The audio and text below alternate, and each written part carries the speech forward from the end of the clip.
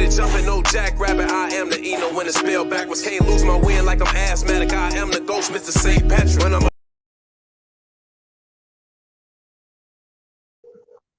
Yo, what is indeed going on, people?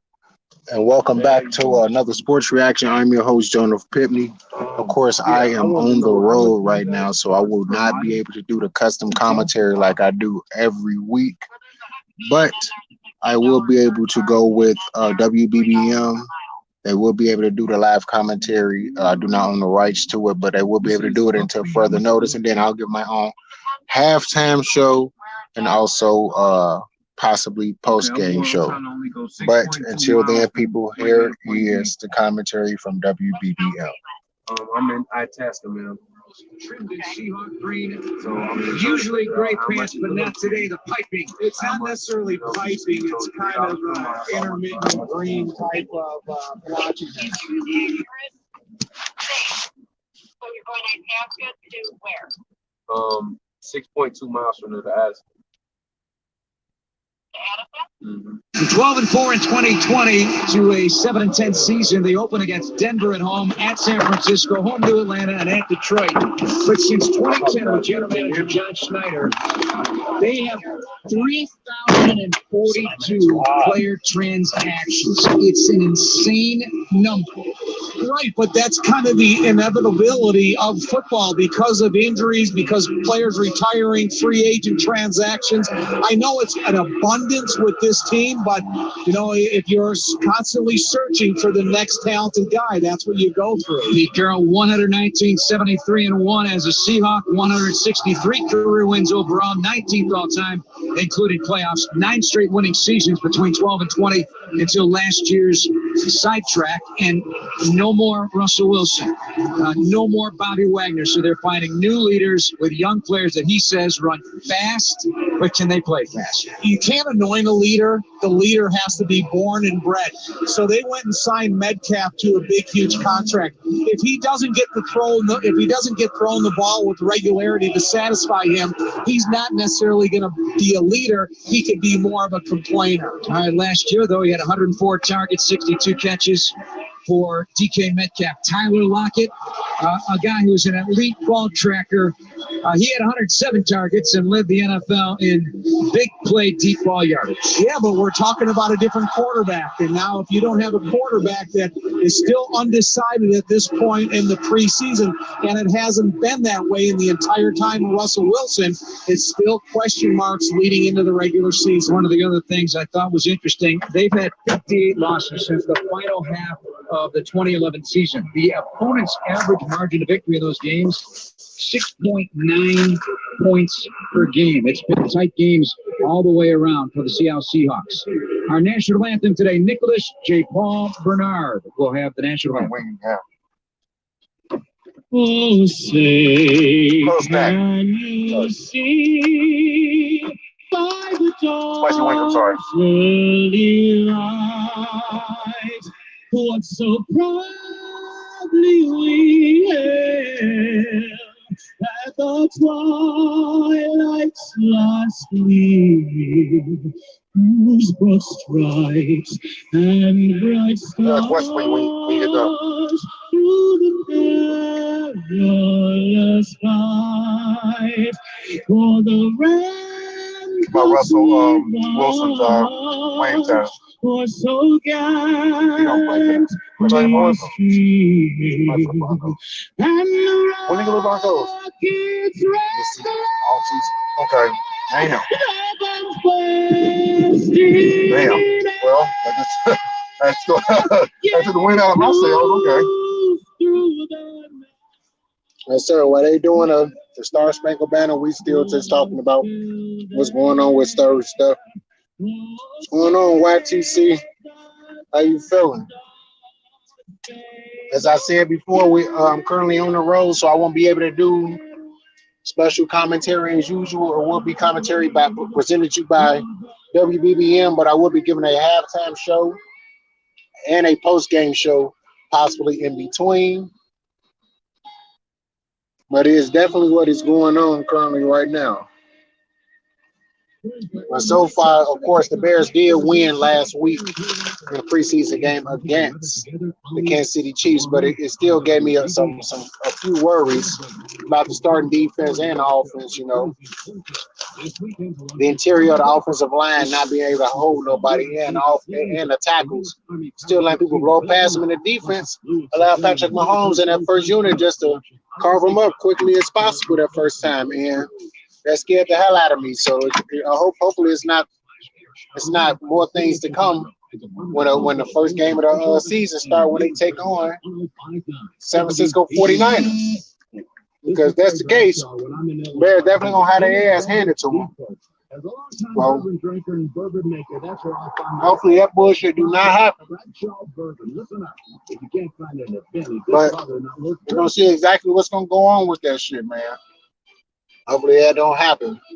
But as of right now, I do have two guests with me. One of them is G.M.F.E. PACMAN. You've been hearing this music over the past few weeks. If you've been subscribed to my channel, then you know exactly who he is. And I also have my uncle Eric Hampton from Hampton Enterprise, who was a guest on the show 8 months back, all the way back in December. Now he's back with me too, so they will be doing a few other commentary with me as well.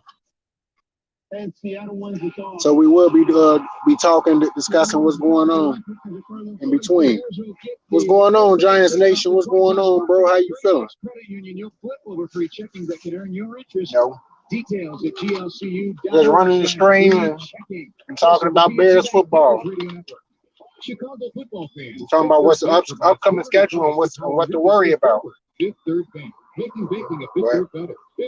We're definitely going to see how it turned out. We're going to listen to everything that's going on with this Bears game, play the custom commentary, and then give our opinions in between on what's going on throughout the game. So hopefully this game don't turn into a whole clusterfuck. I'm about to say that's gonna slam that mug too hard.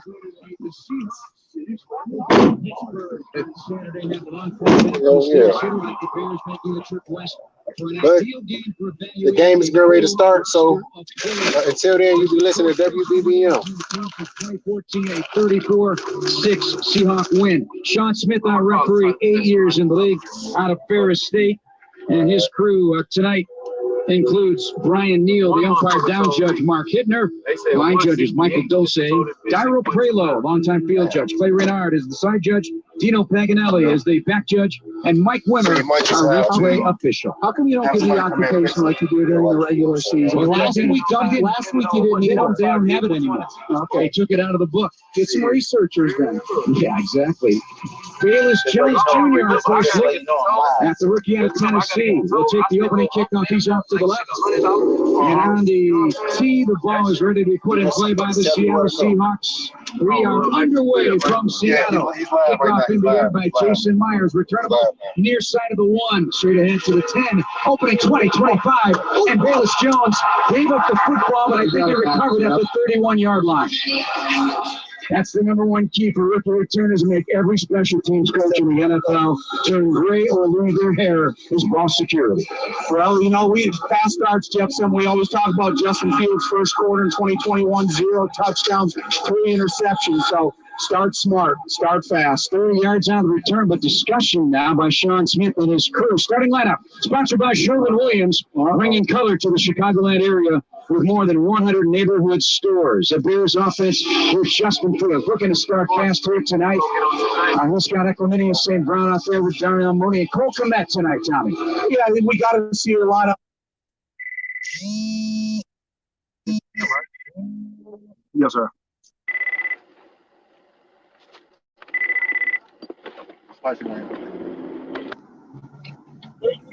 Hey, Grandma.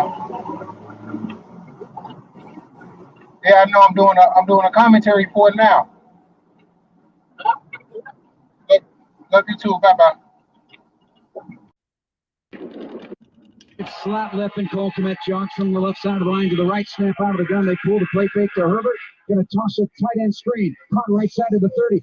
Komet breaks a tackle and then rumbles across the 40 for first down. Bears to the 42-yard line. Break that to the outside, Cole. You probably get a little bit extra yards because that's where your lead blocker, Sam Mustipher, is going to look for contact, or as Jeff says, Sam Mustipher's going to look for third-level work. Yes, he is. Pick up a 12 by Big Cole Komet. Should be a huge year. Number 3 for the Bears tight end. They break the huddle. Equiminius St. Brown split to the left side of the formation. Bears go 2 wide to the near side, tight to the formation. Blitz is on. Snap to Fields. In trouble. Has to sling it to the near side. One-handed attempt on the near side, but too much pressure immediately on the quarterback. Cole Komet could not reel it in as the Bears go 2nd and 10 on the incomplete pass. That's the one weakness of Herbert, number 24, the running back. He's got to be a better head-up blitz picker upper, especially when it comes from that linebacker level. The quicker picker upper, Tom. I like that. 2nd and 10, 43-yard line opening drive. Less than a minute gone by. Cole Komet in motion to the right side wing. Bears go 3 wide, snap, take and turn. Give it to Herbert following a block. It's a nice crack off the left side. Up the hashes to midfield. A bruising run of about 7 yards by Khalil Herbert. But, you know, that's the thing about Khalil is that the fact that he really has good interior instincts when he's running the ball. However, your fate is going to be decided about what type of blocker you are. Can they keep you in when the opponent likes to blitz on 1st and 2nd down? Nice patient run by Khalil Herbert. 3rd down and 2 now for the Bears. They have the football at midfield, just to the left of the Seahawks logo. Shotgun with Mooney in motion to the left. One safety back, corners off. Mooney now, a triplet to the right. Snap is on, blitz is on.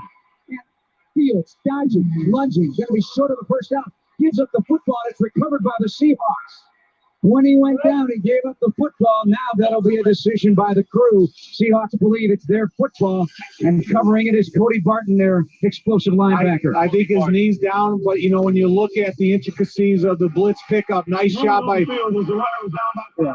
Nice job by Larry Bourne, that peripheral vision to his outside right, understanding he's responsible for that exterior blitzer. Tommy, they get to the 49, make it at the 48-yard line. Stayed at the 49-yard line. They're standing on 4th and 2. Football, the logo, Mustipher around the ball. They're down and 7. Mooney now in motion from right to left. He'll settle as a slot to the left. Corners up to the top, soft down the slot. Up.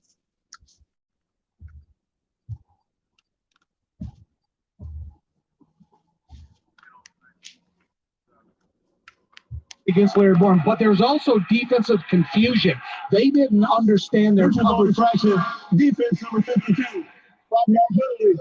Automatic first down. Nice job, nice cadence, nice job, nice discipline by the offensive line.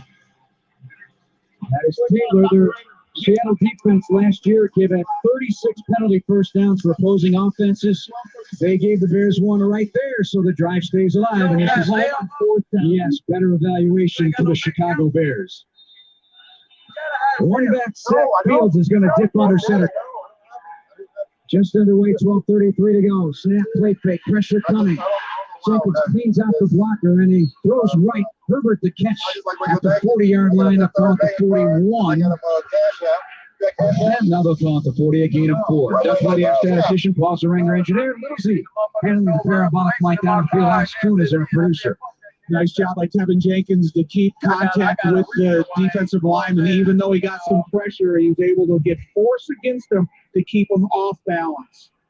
Mafe and Woolen, 2 rookies starting on this defense tonight for the Seahawks. 2nd and 6 for Fields and company. Under center takes turn, play fake. Sets up on the roll, going to fire the slot left. Cut! Will commit 30, 25, and rambles down near the 21-yard line of Seattle. You heard the yell. Right to Little Z's parabolic. 19 yards and a first down for CK85. Nice job of Justin Fields to have patience. Number 1 was Darnell Mooney. 2nd was Cole Komet. He patiently waited for him to get into the open area and delivered a perfect pass. 3 of 4, 35 yards, 2 big connections with Cole Komet. 11:19 to go. First quarter here in Seattle. Bears on the move. Started this drive to their own 31 on the big return. 9 seconds on the play. Yeah, they got to hurry to the huddle. Chase Allen, the tight end on the left side of the line. Slot to the right, 2 receivers. Snap out of the gun, play fake, going to throw the Like the screen to the right side. Mooney dodges a tackle, spins inside. Nice move near the 15, but he took punishment on that one from the Seattle defense. Right, he made the initial guy miss, and then he started cutting back towards the interior. You got 3 or 4 big bodies coming at Darnell Mooney. Play it safety, get it to the outside or get to the ground. Pick up a 6, Blair the safety out of Utah. Teammate of Jalen Johnson out of stop for Seattle. They had some big rugged guys up front. Miles Adams flashed on tape last week. He enters the lineup. It was really good against the Steelers' offensive line. 2nd and 4. 10:30 to go. First quarter. Snap from center. Play fake. Another boot to the far side. Setting his feet with all day looking, scanning. Fields directly. Now throwing back of the end zone. Incomplete. Going for Mooney. Left corner of the end zone, I believe. Is there a flag? Yeah. Flag down. The line judge over on the Seattle Seahawks and the legal man downfield. You believe that's the lengthy call here? Yeah, you know the thing about offensive linemen, they got to be disciplined. It's not a screen, so they don't have to go downfield. Offense over 75. The penalties decline was over players 3rd down. Sometimes that infraction can happen on a screen if they think the quarterback's going to get the ball out of his hands.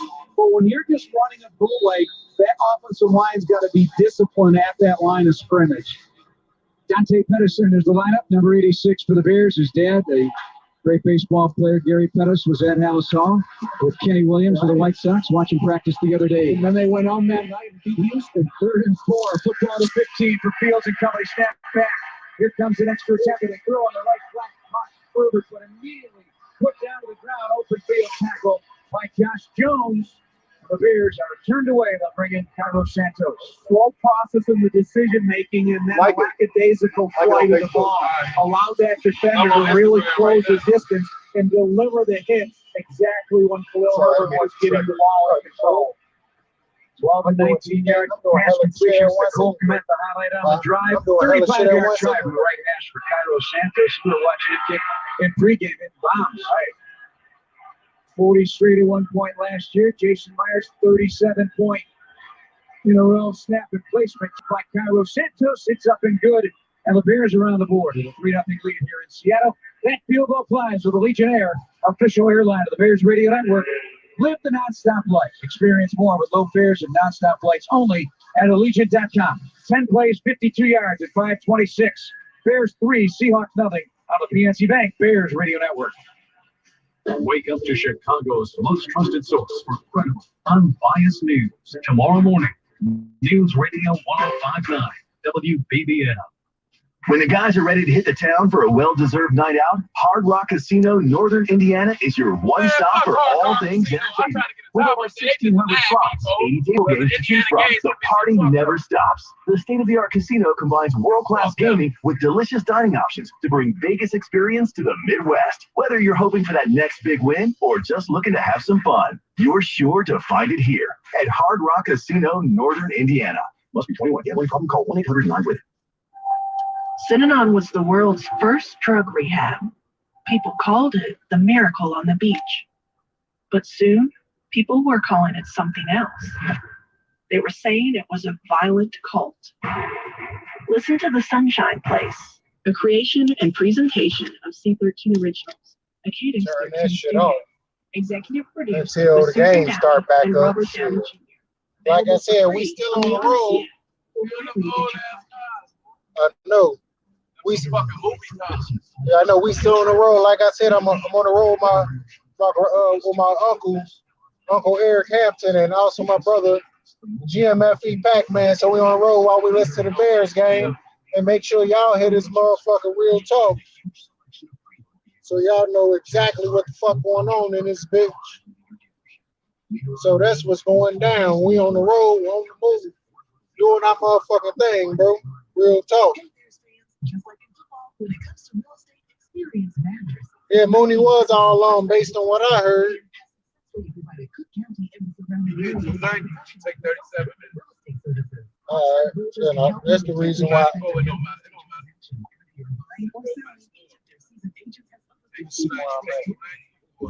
Straight to Chicago. Right. Ready to go straight to Chicago. Hell no.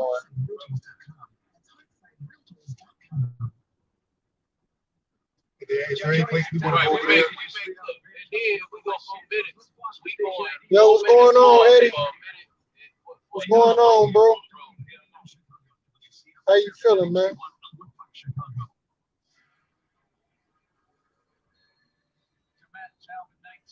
Like I said, we on the road. We still moving around this business. Get my ass over now. And if you can think of any place that would be a good place for us to. So here we go, Geno Smith, let me know. the quarterback Oh, of you talking about Indiana? No Drew Indiana, outside, close to 25-year-old. place over there that we can sit down and do the commentary. I have no clue. Around pizza joint, anything like that, you don't know. Not in Illinois. It's not in no 68% of his passes for his career under 60%. I know there's a place on 127th and Western. I mean, there's an enormous Blue amount of Island. pressure. I can go there. I mean, I'm taking through Indiana, so since we're gonna be taking the Indiana way, I can we can go to Philly Steak in Indiana by my house. You sit down there? Yeah. Let's go to Indiana. All right. So I said, and we can, because it's right by my house. We can get that shit and go to my house. Yep. So then this will be your first time coming to the house. All right, cool. Because you don't stay too far. You don't stay far away from me. Okay, cool. Unmatchable colors of Benjamin Moore. We can't sit down in the restaurant and have a bite. We can, but I'm like, it'd be better if we Go to your house? Yeah. All right, cool. All right, get the food, then go to your house. Yeah, that's what I'm saying. All right, We'll be on the move then. Like I said, yeah. Whatever else happened in between, we good. Building knocked out. Last week, he was in on 8 third downs. He was intended passes 7 times. He touched the ball on those occasions. 7 yards on first down right there. No Ken Walker, the rookie out of Michigan State, the promising back, had a procedure that believed to be a potential hurry. 2nd and 9. In the gun, back on his left hip, they go 3 by 1. Snap, gonna dump it to Homer at the 21. Dodges Eddie Jackson, but then he's blasted by Matthew Adams at the 30-yard line. Put it into that run, Tom, gain of 4. Yeah, good read though by Eddie Jackson to initially slow it down a little bit for him. But now you got. I see you, Eddie, chilling. Got an injury issue here. Gave him a good pop. Well, you know, Eddie Jackson, you got to make that play. You make that play for a negative gain or a gain back to the line of scrimmage. That's a heck of an effort coming from the 3rd level to the line of scrimmage. 3rd level, and if he makes it, it's a field position thing too. And now you're putting him in a real quandary at 3rd and long. They're helping Adams off the field here. The linebacker and a guy very familiar with the scheme. And Sam Kamara comes in to replace him, the defensive end.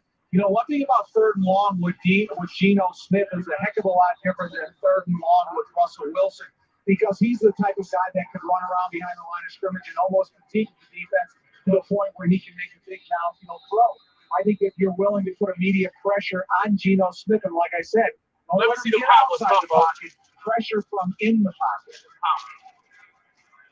Here the Seahawks on 3rd and 5 from the 30-yard line. Shotgun, 3 wide to the right. Stand up receiver to the near side left. Bears have both safeties back deep, corners up tight. Snap. Sidestepping the pocket, Smith stepping up, winding up, throwing incomplete, out of the reach of his intended receiver, and that was right there for the taking. He was just off target for Freddie Swain, and the Bears turn him away. It is 4th down. They'll bring in Dixon to punt the ball. Freddie Swain has got to catch that ball in his hands. It was targeted nicely, right? But he tried to cradle it into his arms rather than snagging it out of the air. It lessens your catching ability considerably. Good protection, but late pressure from Travis Gibson. Dixon from his 15-yard line will kick it away. Back deep to receive for the Bears is Bayless Jones Jr. Snap, no pressure, kick in the air, and it's a wobbler. Let it bounce inside the 30, 25, and it rolls out of bounds around the 21-yard line.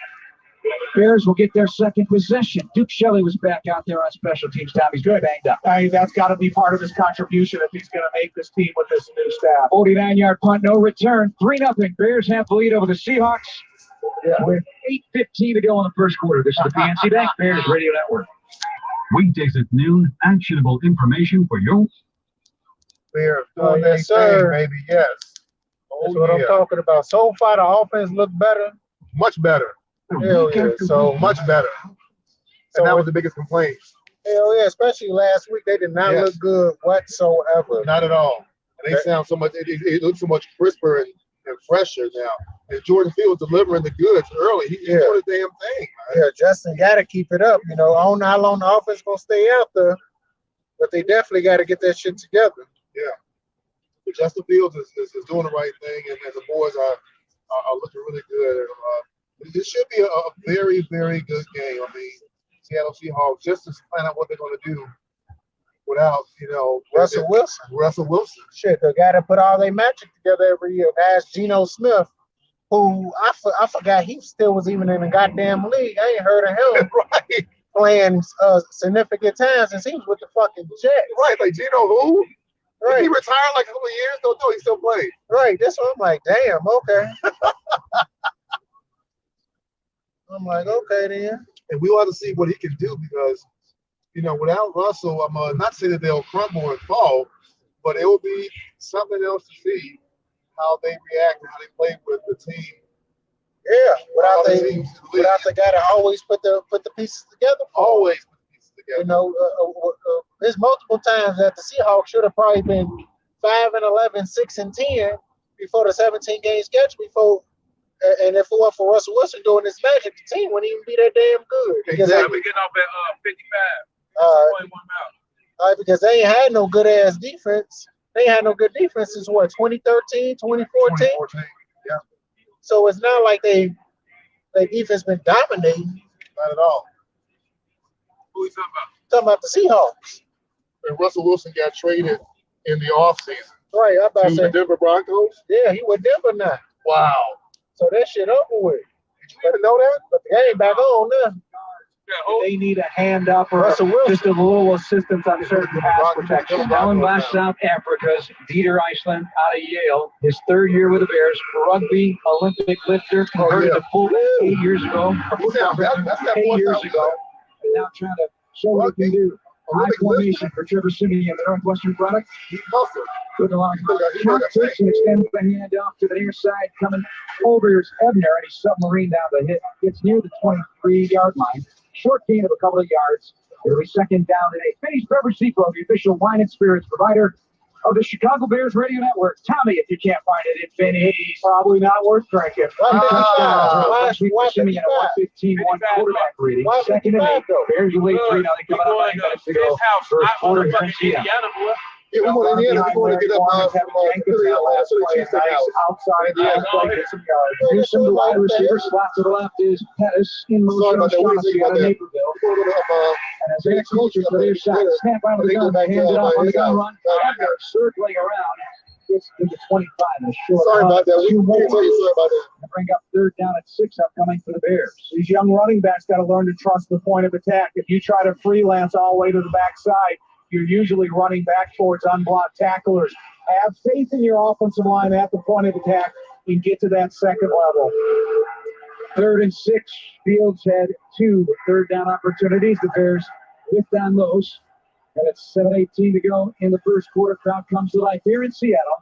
Certainly not a full house, but they'll make plenty of noise. When they show blitz, they usually don't blitz. They mug at the top, they don't, and it's a handoff. Ebner breaks a tackle, then lowers his pass across the 30 to get the first down near the 32. Needed the 31. Ebner powers his way to a big 7-yard run on third down. How about that on 3rd and 6? Yeah, but it puzzles me from Seattle because even in the Pittsburgh game, and when they come up and they show that mug look like you talked about, you described, then they don't blitz. But then they blitz when they're coming from the second level or in the corner. So it's kind of given a couple keys away early so far. 3-0 Bears. They go back to an I formation. A little movement from the fullback. Here's a handoff. Ebner tries to stiff arm his way out of trouble. He does. Gets way out of there. And it was almost a tackle for loss and an injured Barrow. Dieter Iceland. Dieter Iceland having trouble getting up. But the first game of the season, Uchenna Nwase, they had put some money into him in this offseason. A pickup of 2 on the run. And it was cleaned up on the play by Darrell Taylor. So attention now to Dieter Iceland. So what would you do here? They're going to put in Douglas, who's just come aboard in the last couple days. And I'm not sure how well he knows the assignments. So Sam Mustipher, you're going to have to stay warm because in an emergency scenario, you might have to play a little bit longer than you like. I hope Iceland gets up and he's and rebound. Let's see how he looks as he stands up. So who is doubling? He's Corey Dublin. 6'4", 312, a rookie out of Tulane, undrafted free agent. Iceland running off the field, so hopefully this is a temporary absence. He was just added Tuesday. Don't go in the tent. Stand there. Get a little look-see. Tell them you're okay to play if you are. And then you got to get back on the field. Because I'm not slighting Corey Dublin at all. I just know how dysfunctional you can make an offensive line as a whole if you put someone in there that's uncertain about assignments. So they moved the ball back 4 yards to the 31-yard line. So it is going to be second down and 8. Bears leading 3-0, 6:18 clock running during the first quarter. So Corey Dublin, the rookie out of Tulane, a heavyweight state champion wrestler, is on the ball. Rare snaps with the Bears. Snap back to Simeon. Throwing left side, passes caught O'Shaughnessy. Gets the first down across the 45.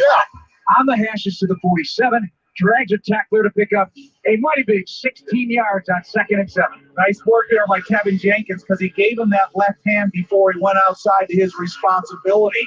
Make sure that you have the closest path to the quarterback protected first, and that's going to give him the opportunity to make a successful play. Jones the tackle for Seattle. 1st and 10 at press set it out for Simeon. 5:35 to go. First quarter. Taz Newsom in motion to the right side. Snap back against a 4-man rush. Simeon throws the left side. It's incomplete for Bayless Jones Jr. Had a step on his coverage on the far side of the field. Boy, is it me or is it difficult to read the numbers on the jerseys of the Seahawks? Yeah, I mean, between that they're kind of bunched up and they don't give a real reflective color of them from up here because there's a couple defensive linemen you'd like to get their numbers right, but it's hard to see. That was Texas San Antonio's Tariq Woolen, a rare cornerback in terms of size and speed. It's 4.24 40. Snap from center for Simeon. Going to hand off Ebner, sifting through the trash. He is ankle tackled and brought down by Taylor. Their good-looking defensive end. No gain on the run. And the ball put down to the 47-yard line. Now you're talking about a 3rd and 10 that you're kind of playing into the hands of for the defense of the Seattle Seahawks.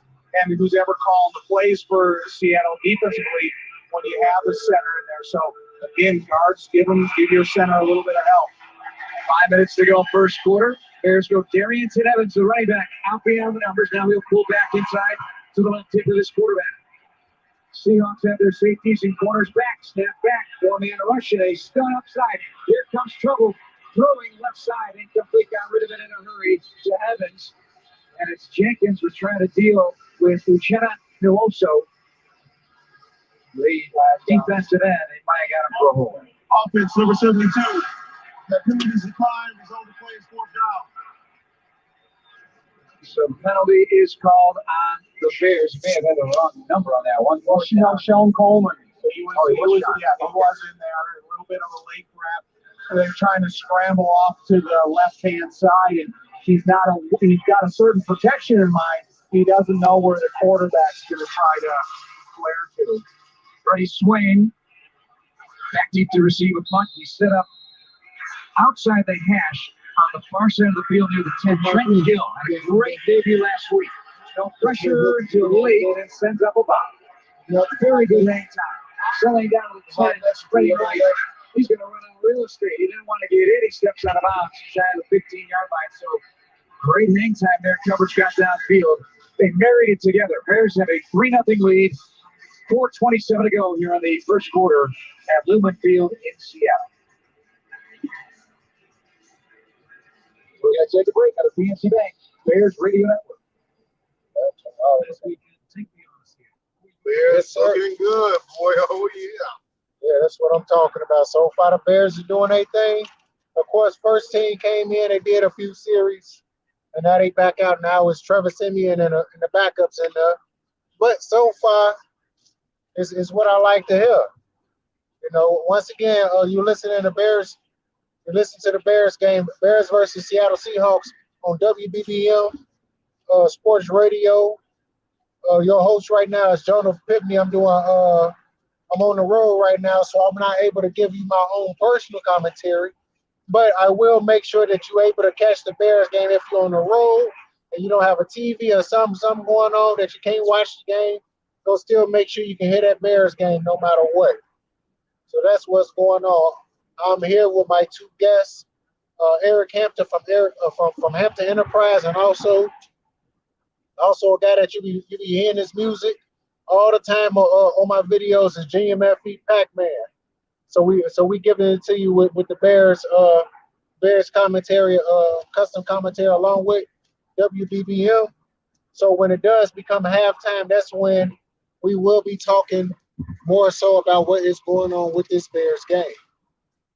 But until then, continue to enjoy the custom commentary that's being presented by you by Jeff Joniak and Tom Thayer by WBBM Radio Network. That is with 15.9 FM and also 780 AM.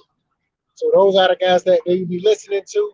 But in between there, you will be hearing from me, Jonah Pitney, the guy that you are, channel that you are on, and also you'll be listening to the guests during the halftime show, G.M.F.E. PACMAN, and also Eric Hampton from Hampton Enterprises. How about that new acquisition that we have? Can you say a little bit about him? Which one? The one who is an Olympic lifter. And, yeah, I think he plays center, right. But he also suffered, I think, a small injury. So we're gonna see if he's gonna come back into the game actually. Right. So he come back into the game. Because he might be impressive in the season. Yeah. Olympic lifter, he has a great pedigree. What else did he do? He's a rugby player? Yeah. So pretty 30 guy to have. Yeah, but the thing is, none of that matter if you can't stay healthy. I know that much. You can't stay healthy, none of that matter. Right. So you gotta stay healthy out there on the field. So if they can't do that, then it don't matter. Who I really want to see right now, that I'm surprised I haven't heard too much from is Jason Sandberg. Okay. Last week he had 5 tackles, 2 special team tackles, an interception, a fumble recovery. He was all over the field. He was making plays for the Bears. So I really want to see if he's going to be able to do this every week. If he can do this every week during the preseason, especially based on what he did the first week of the preseason. I already say get that man a contract. So just in case if Justin Fields, if we can't sign our starting middle linebacker, at least we have somebody that's at least serviceable. Of course, he ain't gonna be able to replace what Roquan Smith can bring to the table, but at least we'll have somebody that's at least worth it. That's the thing that we need to worry about. Roquan Smith. Hopefully, the Bears can re-sign him. Because if the Bears can't re-sign him, the Bears are already in trouble with getting rid of, Khalil Mack and a lot of other guys throughout the season. So let's go. Bears game back on. To his right, trying to let the defense give him some notice. Hey, I'm going to throw the ball or draw here. 2 receivers out to the right, sharing the slot to the right. Will Dissly, receiver to the near side as well. Snap back. Here's Smith. From the pocket, passes batted down the line of scrimmage. Angelo Blackson got his hands on it, playing from the inside position on 3rd and 3. That's a huge play for the Bears defense, and the Seahawks have to punt the ball back to the Bears. Michael Dixon comes out. Angelo Blackson has really line of scrimmage awareness. Whether it was the interception last year or a couple other batted balls, he's able to rush and read the quarterback all at the same time. 2nd 3 and out. The Seahawks have a minute number of yards right now and no first downs. Bears have 5 first downs. Dixon will punt from his 7-yard line. Excellent punt. Sends it in the air. And it's a bomb. It's going to back Felix Jones up way back to the 18-yard line. Far side of the field. Starts out. Hit by the first wave to the 30, 35, 40, 45 midfield. He keeps going down the side. And then runs out of real estate. Sir. The Burners and into Seahawks territory. It'll be a great start for the Bears. All legal too. No yellow on the field. So great starting field position. Let's see what in the mind of Luke Getsy he likes to do. I'm glad Iceland was back in the game at the center position. Not because of it's just more of the inexperience in the system for doubling. I go in attack mode right away, but it's all set up. Trenton Gill putting the ball inside the 20 for the 3rd time. A 60-yard punt on this one by Dixon. 48-yard return for Felix Jones Jr. I would play action. These guys, great field position for a nice, innocent running play. give them a chance for the offensive line to first off the ball and then throw it downfield. 3-0 Bears, 3:27 to go, 10 seconds on the play clock. As Simeon works out of the gun, it's a fun run. And the team that's doing it tonight is putting a little bit of time. It goes down near the 31-yard line. That's why I'm not an offensive coordinator. I would have gone for the big shot. That's all of us. Field position. You know? That's all of us. We'll see what they can do after a pickup of 2. It's 2nd down and 8. And they bring in Shelby Harris, number 93. This is a big, strong dude. 6'2", 290. Has good leverage and a really played strong last year. And also a Illinois State sack placement and a handoff. Here is Carrington Evans. Strong first up the right hand. And a strong pile moves the chains for a first down to the 20. That's double digits. Yes, sir. Duncan, pick up that. Yeah. Duncan is ready for you to fall hard, so get your fill of fall with Pumpkin Spice Signature Latte from Duncan or the Pumpkin Cream Cold Brew. Now, $3 for a medium price of participation. They vary. Limited time offer, terms apply. Gain of 11. We'll give them 2:21 to go in the quarter. 3-0 Bears, but they're on the move. O'Shaughnessy, center left wing, snap from center, handing off Carrington Evans up the right hash with Jenkins doing some picking up the tile work time as he continues to move it to the 15 to the 14-yard line. Nice continuous push by Kevin Jenkins, but a nice read by the running back. So the initial point of attack was able to just bounce to the right, maybe a yard or two, but got positive yards out of it. Bears need 4 on 2nd down. The Seahawks 14. They're moving left to right here in Seattle. 3-0 on a Cairo Santos field goal, 35, but a 48-yard conversion by Dennis Jones sets the Bears up. Then you got Simba Webster in the slot to the left, Carrington Evans, flex to the left boundary, slot right Coulter. Outside of him is Tommy, snap back. 4-man rush, throwing right side, nice pitch and catch to get inside the 10-yard line. Catch is made by Isaiah Coulter, picks up 5.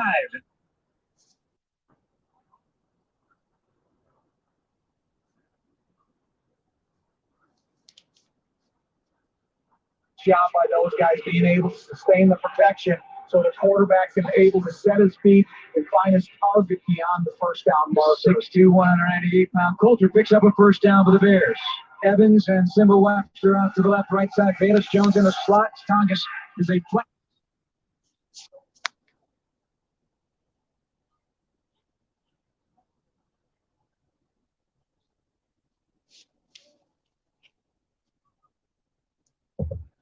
Two.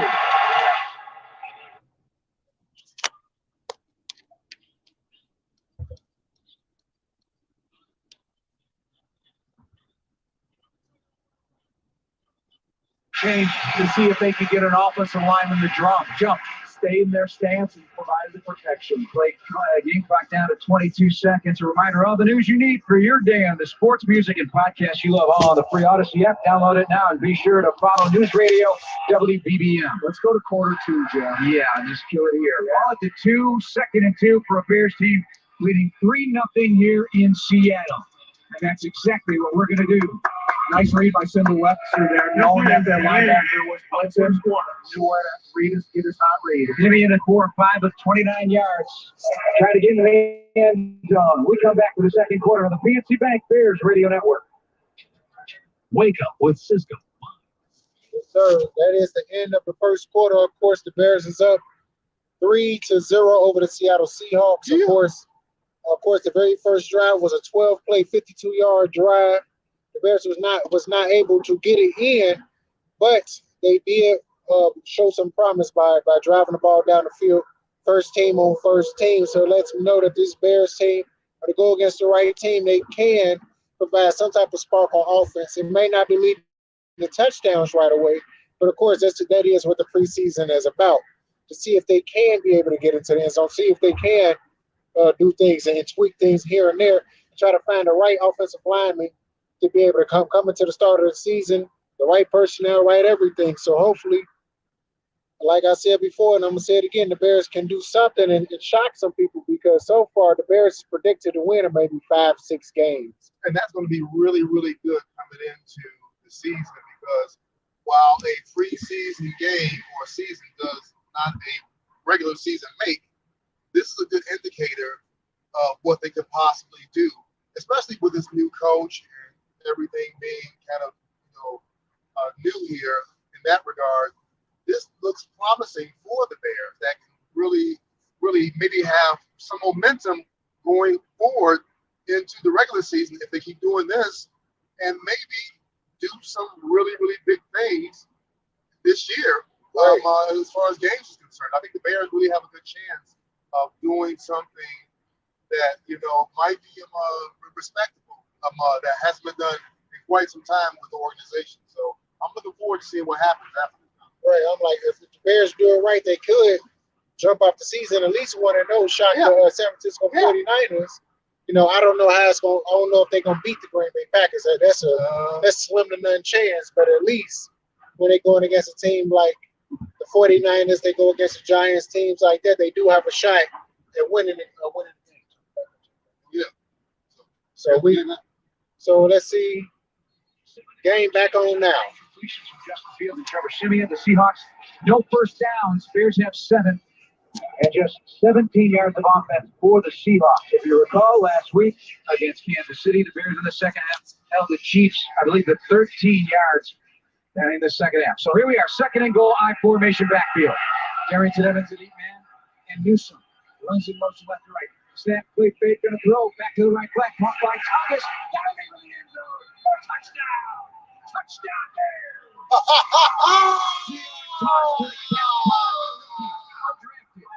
And the Bears have a 9-0 lead on Seattle, capping off a nice drive after the Bayless Jones 48-yard punt return. What a way to start. Touchdown pass. I mean, it's good to see. I know it was only from 2 yards outside of the end zone. However, it was a nice way to start job the of the second offensive quarter. line and a quick decision by the quarterback. That touchdown play paid off with PNC Bank Passion plays, a 6-play, 33-yard drive on a short field. And it all started with what Duck Lee calls the most important play in football, fourth down. That's right, the most important play in football, fourth down. Santos is true. Bears 10, Seahawks nothing. Here from Lumen Field in Seattle, Washington, that Trenton Gill punt. But think of the punt return by Seattle when he ran out of bounds to the short side of the field, gave him poor field position. The Bears got the ball back, and the punt return, that save, that opened up a significant amount of the field for the Bears. But the punt returner for Seattle, I think, really made it not the right decision.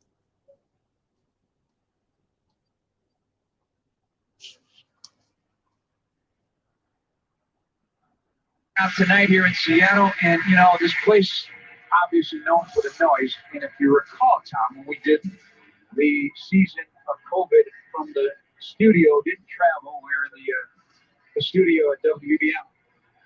Paul Zerang, our engineer, had taped the crowd here years ago, and that was played in our headset, and we felt like we were at a game. It was ingenious on this part because there's no louder stadium in the NFL. Pick off here. Proven to have strong leg. The North Carolina State look sent it in again, and it is. He was, but he didn't do it. And in the preseason, left it. This case is super fucks up right here. Turn it down for now. I say right now we is experiencing reception issues between the game, but as we know, the Bears is up 10-0 on the Seattle Seahawks. Once we pass this area, then after that, things kick back up. But like I said, this is Geno Smith bringing it back to you, another sports reaction. Right now, we are on the road. I do have my guest, Eric Hampton of the Hampton Enterprise, and also G.M.F.E. PACMAN. We will be doing a halftime show in between this, but I believe the reception issue is now over. Now we can turn it back up. Muhammad all the way from defensive end goes downfield in Seahawks territory to make sure he doesn't score. He gets him out of bounds near the 42-yard line of Seattle.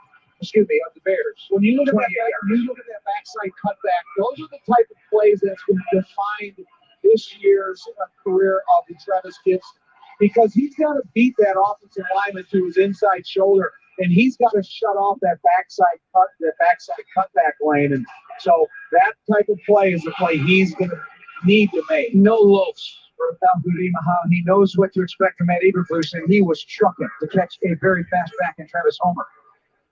In motion, receiver to their side, and a handoff. Little hesitation, but then for the Bears. Big number 90, Angelo Blackson.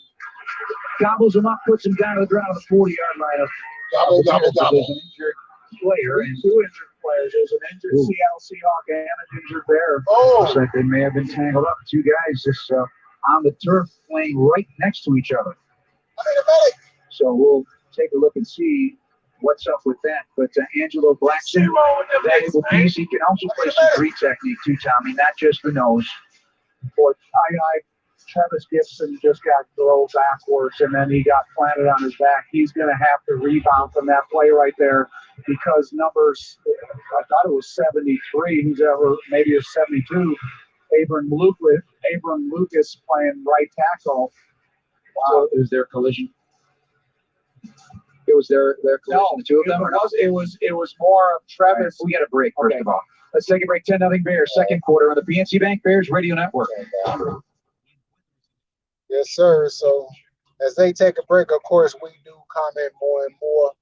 Of course, Travis Gibson, number 99, outside linebacker for the Bears, he do have to put himself in a better position. You know, it's so many times that he gets run over. It happened a few times last year. You know, he was able to get around that corner more than enough, and I believe, and come up with about 7.5 sacks last year. But it still didn't come at the cost of him being pushed out the gap and allowing a lot of deep runs in his area last year. It's what you call, history repeating itself in the wrong kind of way. As you said, this happened before last year. We do not want to make this a repeat of this year. And to have that happen, he needs to get a little bit better perception of what's going on, because we do need him to be efficient, proficient at his position, which can make a world of difference in the Bears' outcome for the rest of the year. And I'll say the new coach and for some Fields doing his magic, we definitely need players to step up and do the job that they are assigned to do, JP. And I think you're right. We cannot have history repeat itself. He has to come strong this year. Last year was one thing. This year is another. It's a lot on the line, a lot at stake for the new quarterback and also the new coach and himself as well. Yeah, because of course he came in to relieve Khalil Mack last year because Mack got hurt. Correct.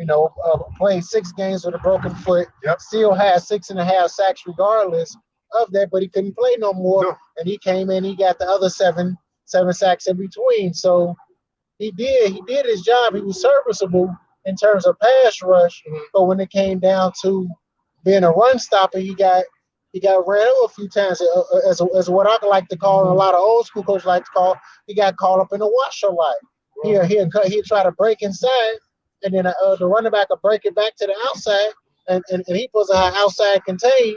So guess what? He got caught up in the wash. So that's what's happening. So we got to get it together. But right now we're bringing it back to you with WBBM live commentary. Eric Castanal and wishing him well. He is being carted off on the field here after a tie-up with Caleb Johnson, and the crowd giving him an applause as he leaves. A very important piece, third-year player, third-round pick, Taxawalla. He was very good last week against Pittsburgh. 25-year-old Damian Lewis goes off into the locker room. And then, additionally, you were talking about Travis Gibson getting blocked by Abraham Lucas, their right tackle, rookie out of third rounder out of Washington State. That was a whole second. Right. And I didn't even see the collision on the far side of the field between Caleb Johnson and Damian Lewis.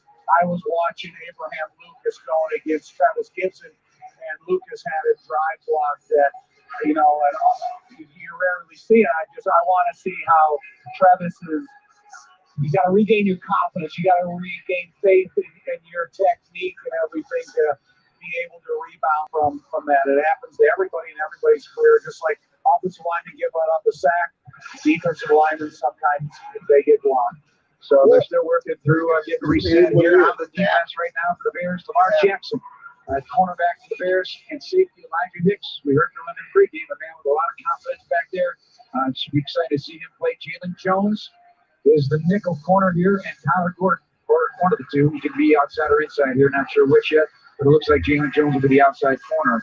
And our guy DHC. Yep, DHC, Mr. Versatile. On the bus over here, he was getting his mind right.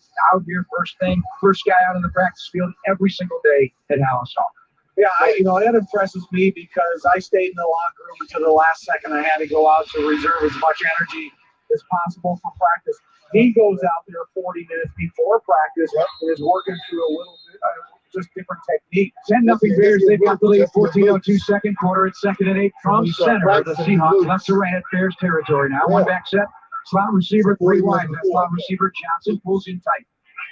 Gordon handling the slot. Long hard count. Play clock is fine. Snap, turns, and giving, and a bounce for Muhammad comes in and whacks the running back for no gain. Good penetration on DJ Dallas. Joe Thomas was able to help clean it up. Al-Qadim Muhammad had the first grasp at the running back, and then you always got to be supported by that second-level linebacker because you know you're not getting blocked. They go, hurry up here, back under center. No, they go on a shotgun spread, back to throw, lines up near side, caught on the right side on the numbers.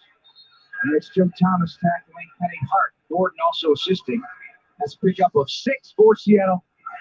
And it's going to be 3rd down and short. I like that little shoulder there that Gordon threw to the receiver. Just letting them know, hey, I'm here. Even though you got a linebacker draped over your back, I'm going to give you a little shoulder pad. Seahawks picking up the tempo now. It's 4th down and 2. Snap back, looking left, going to throw the seam. 1st down. Got it on Gordon, and it's a penalty marker. No penalty marker. Yes, there is. Back in the Seattle territory. 4th down and 2. And we're going to use the hands to the face. Offense number 65. 3-yard penalty. Fourth down. Shamarius Gilmore coming into the game. Shamarius Gilmore, rookie out of Georgia State, a 5-time all-conference player, 6'2", 301, but it's coming back for Seattle. Yeah, that's sneaky, man. You get your initial punch into the body of the defensive lineman, and then you start raising your leverage a little bit. Your hands come up with you. And as soon as they get into the framework of that face mask, that officials are going to see it easily.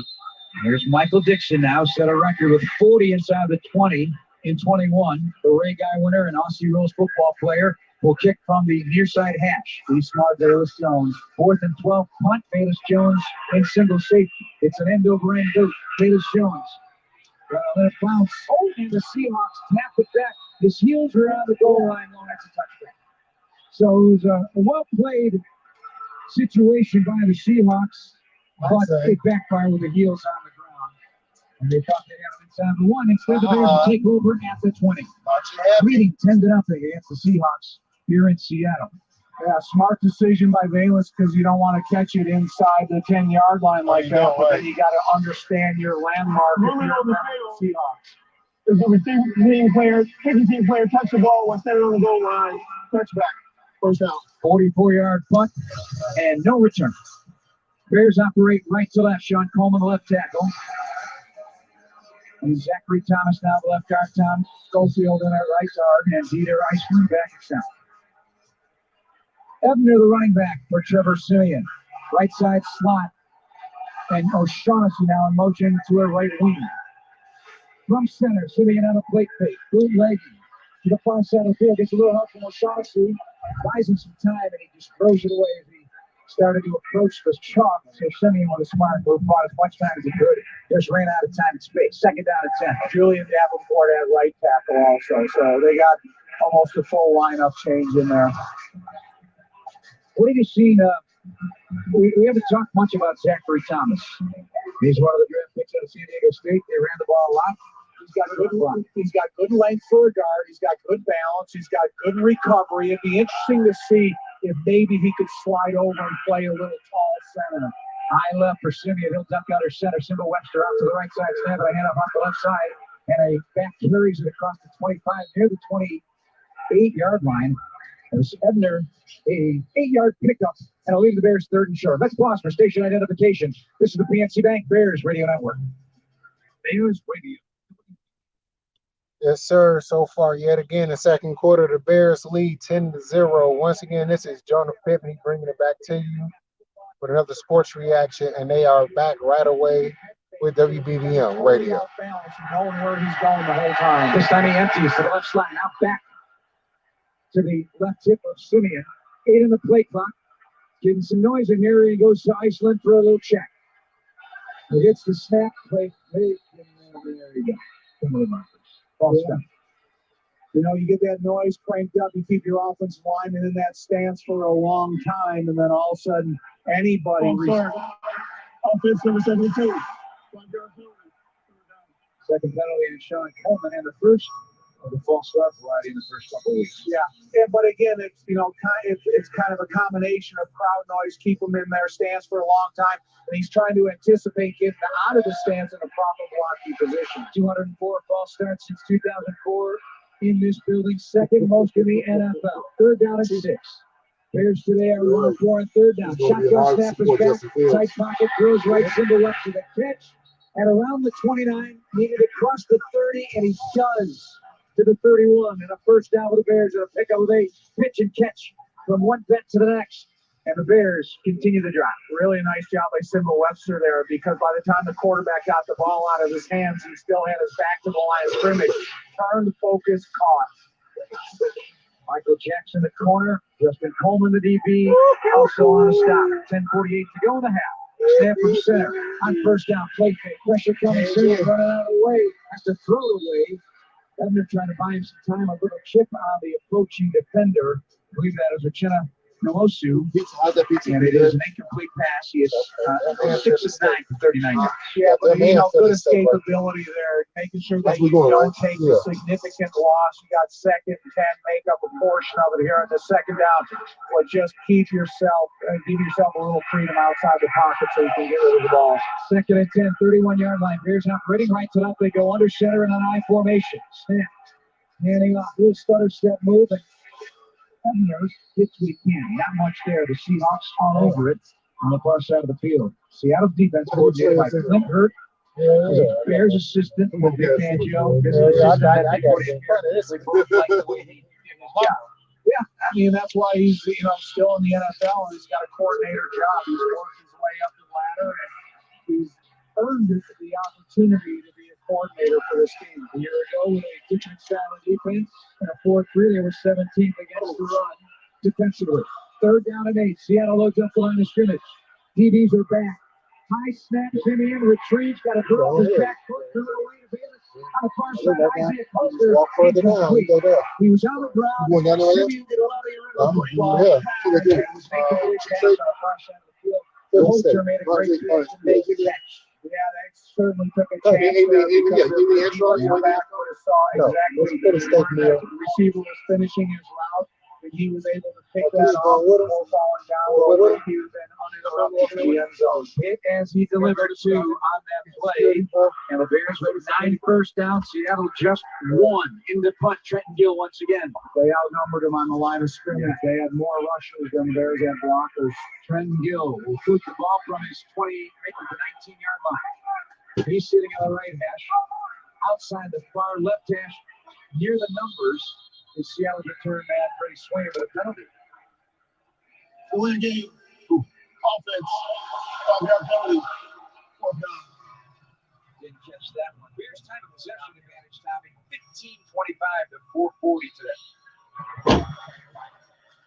You can believe that. Yeah, they've done a nice job. Nice play calling by Luke Getsy, but right now this is the most important play. Perfect snap and big time ball. Patrick Scales on the ball. Sends it up. And here's the boot. Right foot into it. Sends a nice spinner in the air. Swain at the 30. Breaks the tackle of Evans, and then he's brought down near the 35-yard line. So the Bears had it covered very well. 42 yards on the punt, 5 yards on the return. We'll take a break. 10-0. Second quarter. Bears lead the Seahawks here in Seattle on the PNC Bank Bears Radio Network. So yeah, the Bears so far is doing what they're supposed to do. Of course, the first score came from the Bears starting lineup off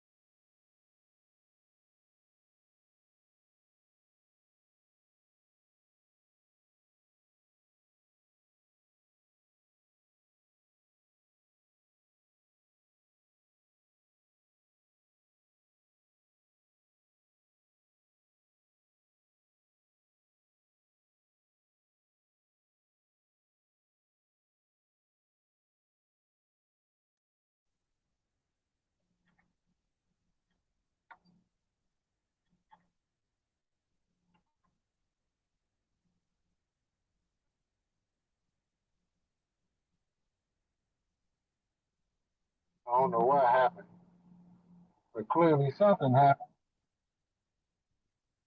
But like I said before, the Bears so far is winning this game.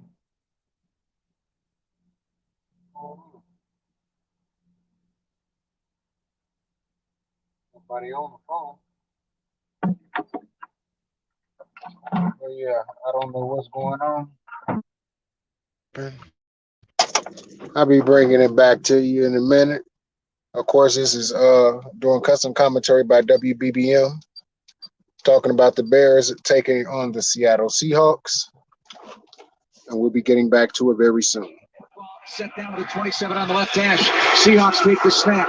Geno looking, another tight spiral, works his way down the left sideline. Passes incomplete. Late defense there to make the play happen on the rookie, Derek.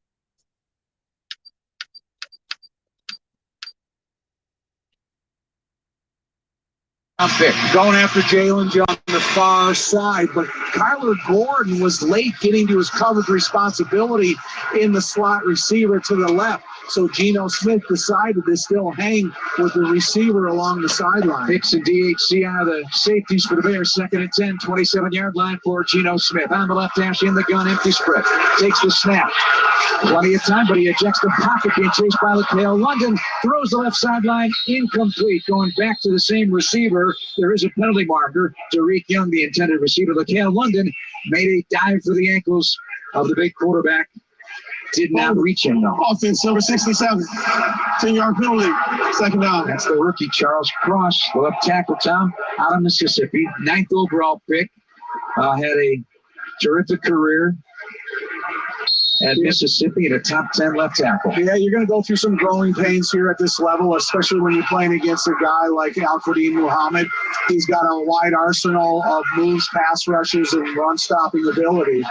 3-by-2 as Geno Smith takes the snap, winds up, incomplete ball, went through the wickets of the near side receiver, Penny Hart, at around the 30-yard line. 3rd down and 20 for the Seattle Seahawks. They trail 10-0 to the Bears. 8:37 to go here in the second quarter. Again, the Bears brought pressure from the offensive left-hand side. Geno Smith had to speed up the thinking process of the play in the head of a quarterback a little bit before the receiver was ready.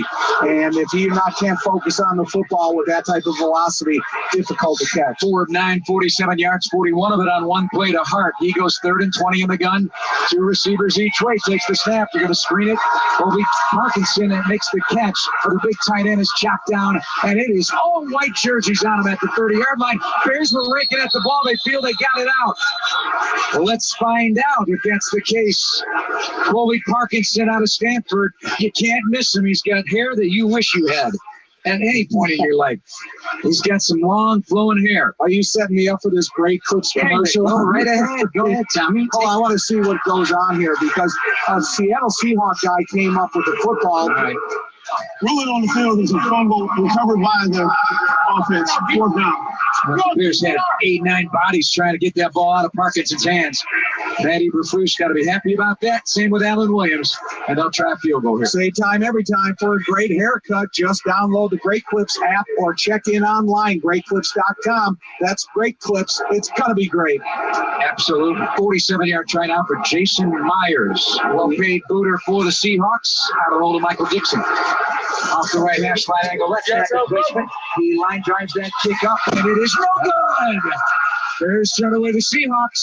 Their 4th and 12 field goal try goes wide. Didn't look good coming off the foot. I did look. It's hard to see here because as it passes the goalpost, you don't know if it's inside the right upright or just a little bit outside as that one was. We take a break here on the second. Bears have a 10-0 lead on the Seahawks on the PNC Bank Chicago Bears Radio Network. Listen to the comprehensive World News Roundup tomorrow morning at 7. Now, you just heard it. Seattle Seahawks missed a field goal kick, and the Bears are still up 10-0 over the Seattle Seahawks. Right now, the backups of the Bears is kicking the backups of the Seattle Seahawks' ass. Even though it's not the regular season, it's just good to see football again. It's especially good to see Bears football, especially if you are a Chicago Bears fan. So, Once again, this is Jonah Fibney bringing it back to you with another sports reaction. Doing part commentary along with WBBM Sports Radio Network 109.9 FM, also 780 AM radio. So, like I said before, it's a lot of concerns that I see with this offense, but it's still a lot of bright spots that I see. Justin Fields is getting the ball out a little bit quicker. He's not holding the ball as long as he did last year, but of course it still is the preseason. Players is not playing as hard as to win a regular season, so we will be able to find out if Justin Fields has corrected the little mistakes that he did last year, holding the ball too long, doing errant throws in the air like he thinks this is college football.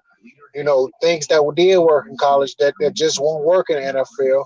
And let's see if he has now that 1 year experience that can make him make the right adjustments, so then it can be less of those useless turnovers, less fumbling, less interception. He only threw 10 last year, but he didn't throw a lot of touchdowns. 7 passing touchdowns, 10 interceptions is not going to get it done by any quarterback. It doesn't matter if he's a rookie, second-year player, or even if he's a 10-year veteran.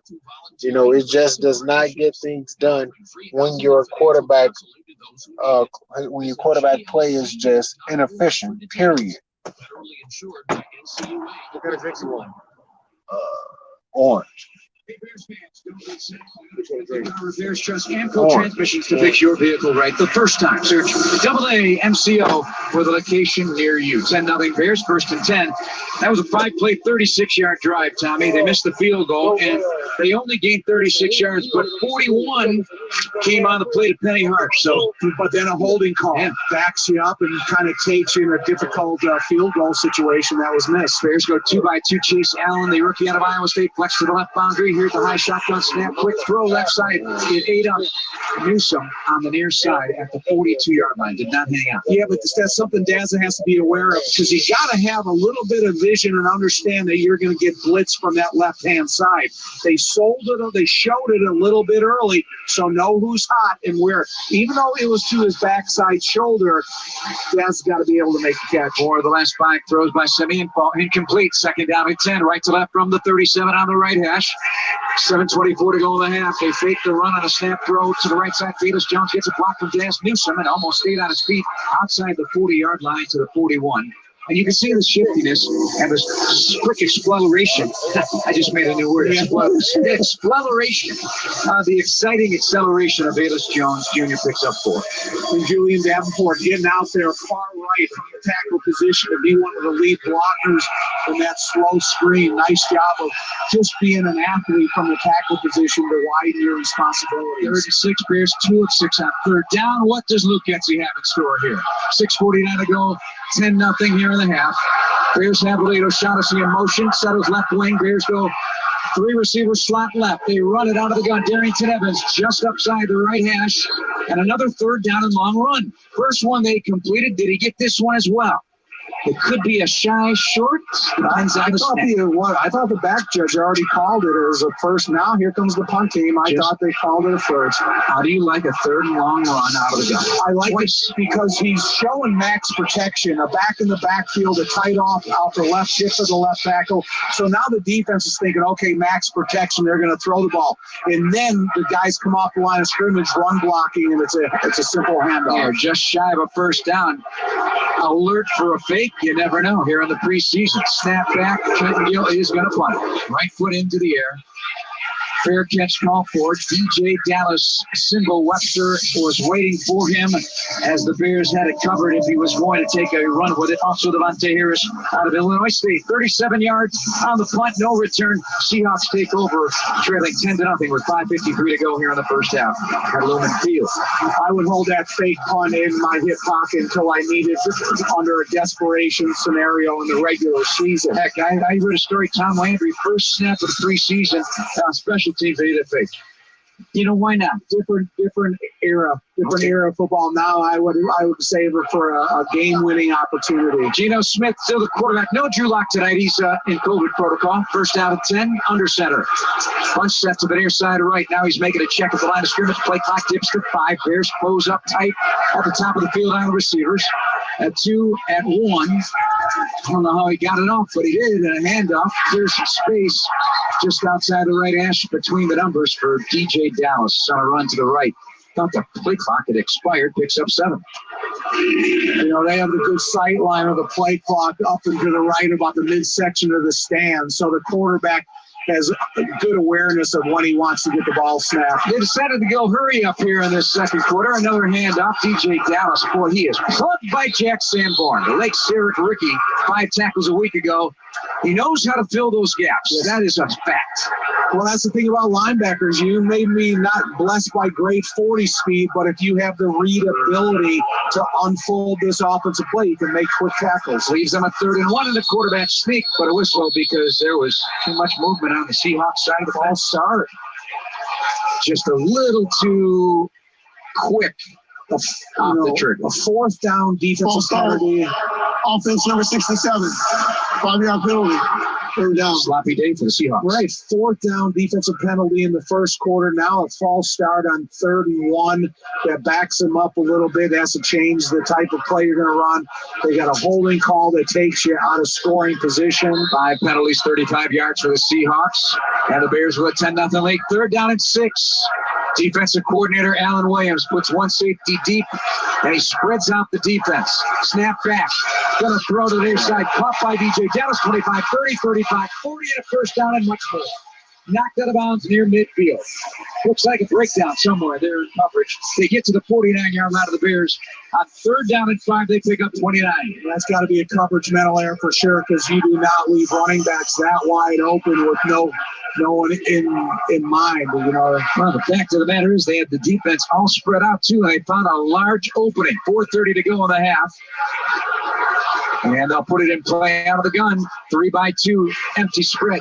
Slip through to the right side. It is caught across the 45 to the 44 to the 3. That's Swain the catch. And the Seahawks pick up 6 more. Geno Smith on the attack. Bears get a field goal out of Santos. Then they get a Tonga's 2-yard touchdown from Simeon. Big play for Bayless Jones Jr. on a 48-yard punt return. 1 series tonight for Justin Fields. Got him in a field goal range. 2nd and 4 now with the Seahawks left to right. 1 back set. Takes some turns. Play fake. Stumbles, goes down, and he's not getting up. On the Seahawk logo. Maybe that paint a little too slick for the veteran quarterback, but it's a big loss for the Seahawks that shoves him back. Yeah, you got a figure 3. It looks like he was going to roll out to his right and try to get into an open throwing lane towards the Seattle Seahawks sideline. When he tried to roll out of it, as you mentioned, on the paint, tripped and couldn't recover. Yeah, more a trip than a slip. Yeah. Tripped over Travis Homer. But he's still a ways away from any defenders where he had to be touched before he was considered down. Look out for Homer here. He's matched up top of the field. Duke Shelley's in there now, so comes back to the backfield. Also in there is Cade Johnson. He is a receiver left. They go 3 wide, 1 back. 3:06 to go in the half. Snap is back. Geno Smith with time. Goes the middle, incomplete off target. Looking at the seam route for his wide receiver, Bo Melton, who had a 50-yard catch last week. And so the Bears stop him again. Turn him away on 3rd and 13. Nice job by Jack Sanborn. Still being in the throwing lane. Had his outstretched arm. Didn't touch or affect the football. But you always got to see is that type of just a sideline interference for the receiver. Dante Pettis back in single safety to our right. He's at his 8-yard line on the near side hash. Dixon will punt from inside the hashes. Off to the left at his 34-yard line. Chest high snap. Pumps it up in the air. End over in, and Pettis will let it bounce. Kicks back to the Bears into the waiting arms of DJ Dallas. And the Bears will be set up inside their own 10. He's an outstanding punter, no doubt about it. Michael Dixon, a Ray Guy winner back in college, a 2-time Pro Bowler, 44 yards on the punt, no return. Bears take over 1st and 10 with 2:52 to go in the first half. You know, for the older folks here that know who Ray Guy actually is and watching him punt and some of his heroics, he was an amazing punter that, you know, they don't get a lot of glory, but Ray Guy was that type of punter. Benny's Beverage Depot, the official wine and spirits provider of the Chicago Bears Radio Network. If you can't find it at Benny's, it's probably not worth drinking. Bears break the huddle with just 10 on the play clock. First down and 10. They're on the ball, one back set. In motion, O'Shaughnessy. He'll settle left side of the formation. Bears go 2-by-1. Snap and a hand up. Bouncing around. Ebner breaks one tackle and carries a linebacker with him to the 20, or maybe the 15-yard line. But there is a penalty. Late flag from far back to picks up 5 on Ebner. So, he's a tackle breaker. Yeah, I would maybe prefer less of the dance. Social foul, face mask, defense number 53.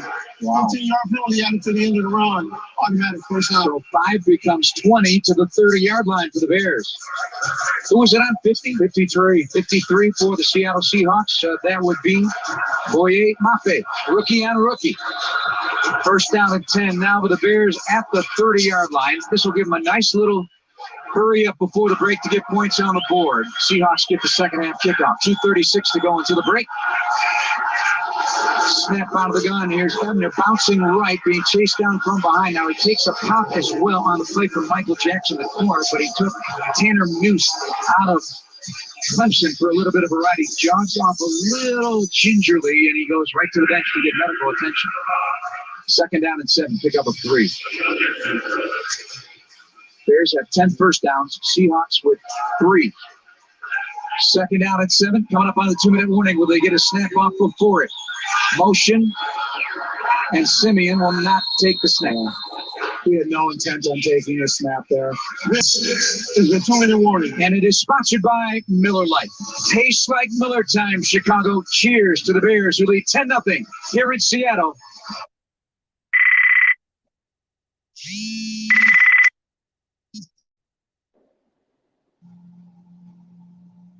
Hey, Ma, I'll call you back.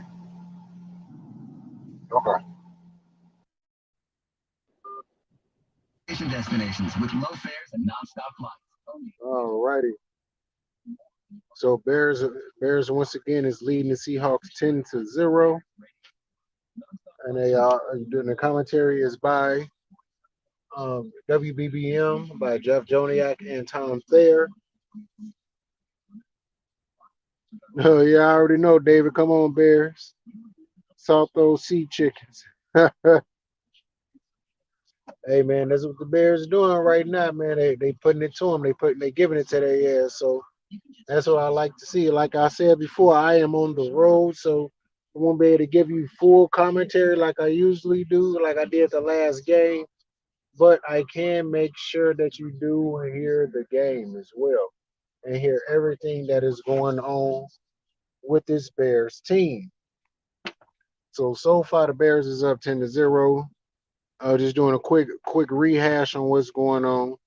Of course, the Bears' first score was a 12-play, 52-yard drive that ended with 3 points. And then the second drive came off a 48-yard punt return, off a 60-yard punt. And then the Bears were able to drive it in and score off a short yardage passing touchdown from Trevor Siemian.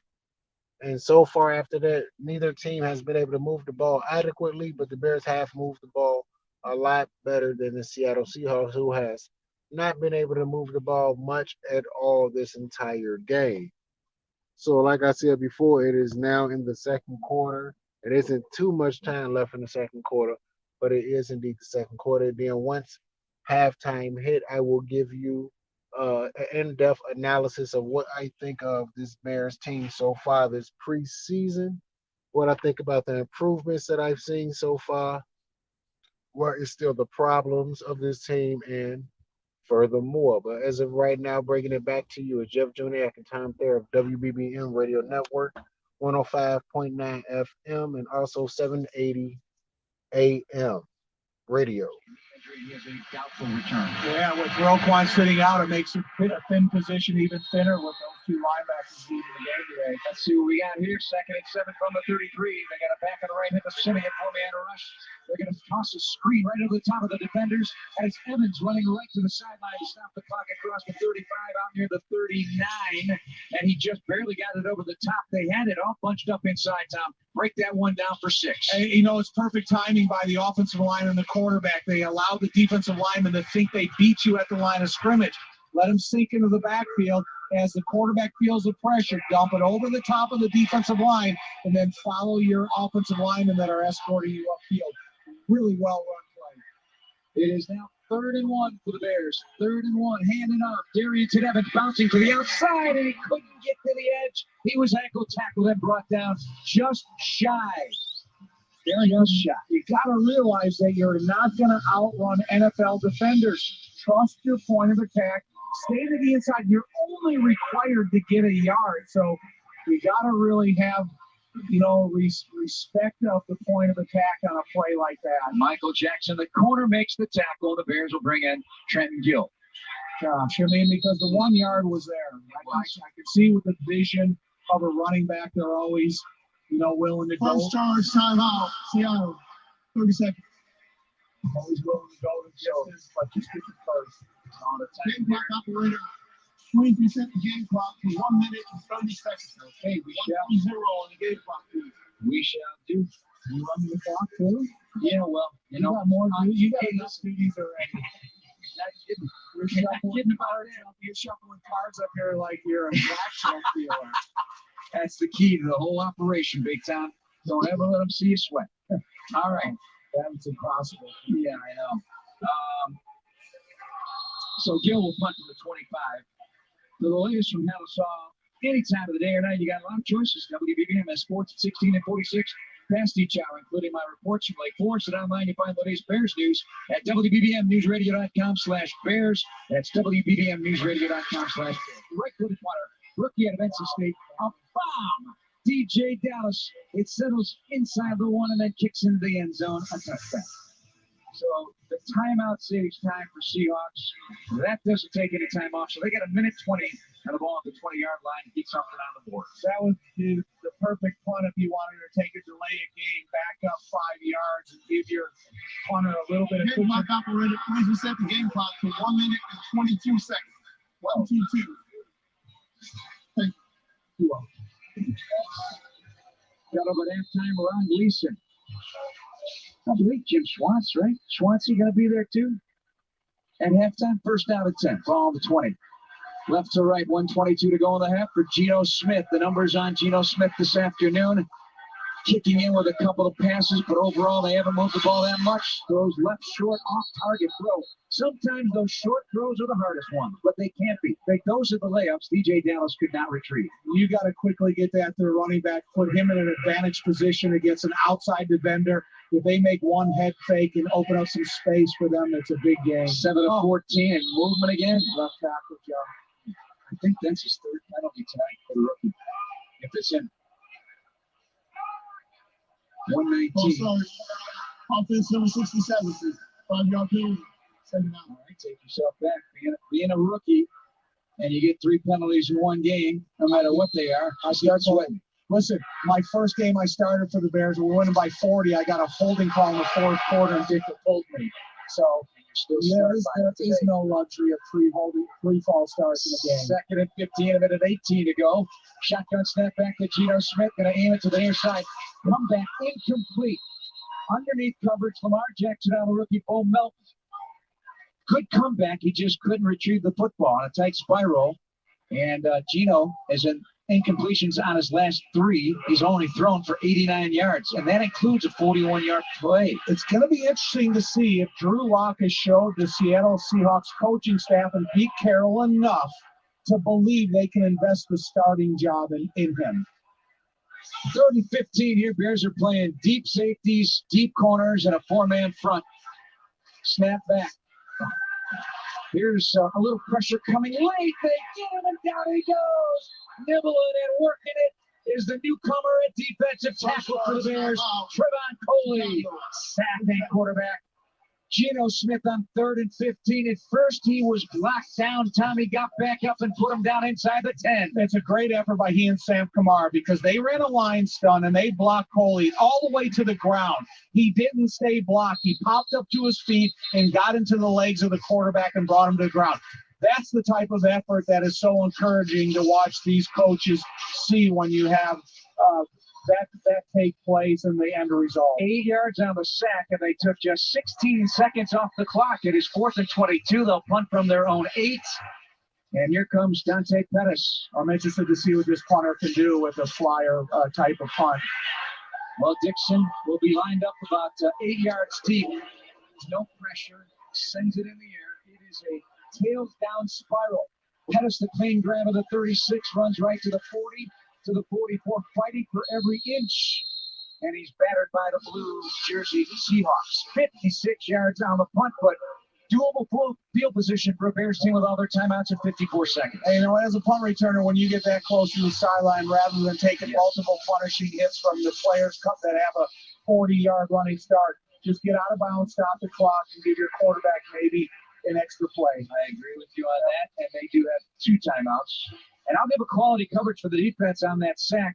That quality coverage, just like Benjamin Moore, proud sponsor of Bears Radio. For the quality you require, visit BenjaminMoore.com for a location near you. Shotgun snap and a handoff on the draw. Running left, sprinting, getting to that midfield to the 45 in a big collision. He was sandwiched by 2 defenders, and he took quite the pop from the secondary.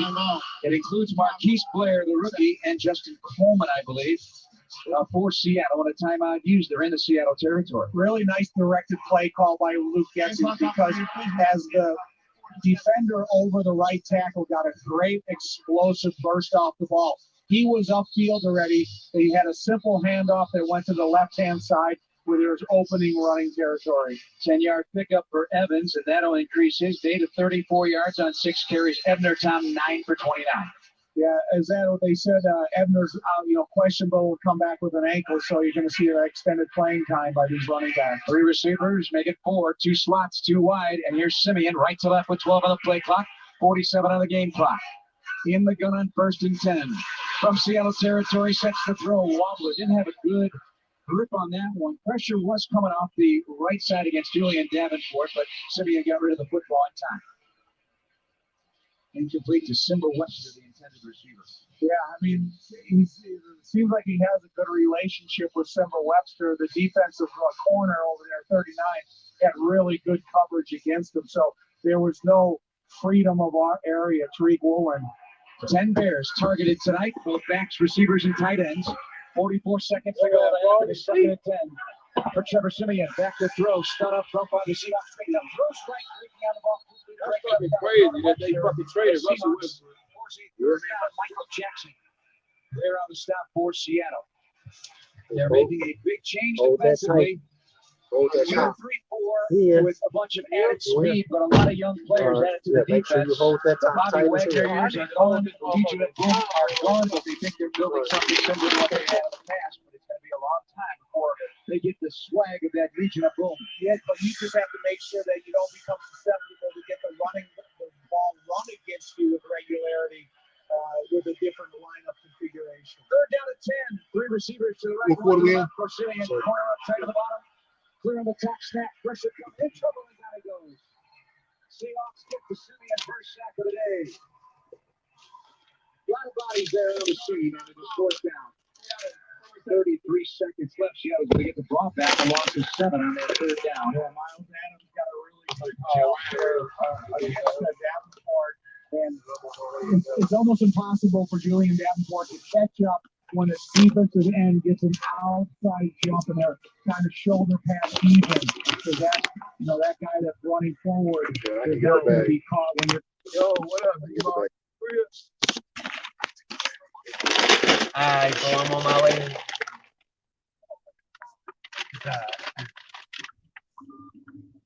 On your way where? Punt for Gill. He's been busy on his near side of hash at the 33-yard line. How much they giving you? What's it in the air? Fair catch count for. Like a kid, if you got some $25 KDs, I get a $40 7.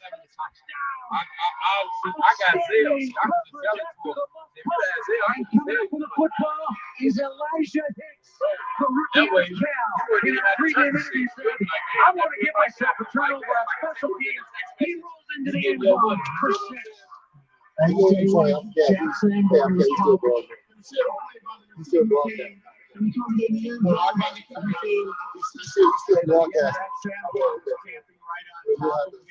He could have had another special team turnover like last week. Wow, how about that? That's what playing hard and fast will get you.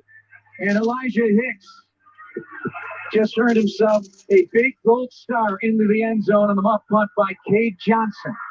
They're going to look at it, of course, but he rolls into the end zone. He was touched while he's rolling in, but let's see if it holds up. Yeah, they're just telling it shows you how difficult it is to focus on the flight of the football as a returner. You know you're not gonna get pounded because they have to give you a little bit of a halo, but it's still such a difficult way to make a living in the NFL. Extra point upcoming. 16-0 Bears. Crowd unhappy here in Seattle. First half going the Bears' way. They squeezed every bit out of this first half. Here's the snap placement by Santos. It is good. 17-0 Bears. That touchdown play paid off with PNC Bank. Passion plays. So does hustle and effort. And that what we saw there from the special teams. You had a bunch of hungry guys. He's a 7th-round draft pick. You think he's digging that? Oh, my God. I would have carried that football right to Tony Medlin, the head equipment manager, say, put this away, get it painted for me, because it's preseason or not, it still means a lot to me. Before training camp, and I know you're not a social media guy. I don't know if I saw that on Instagram, but he was so excited before training camp.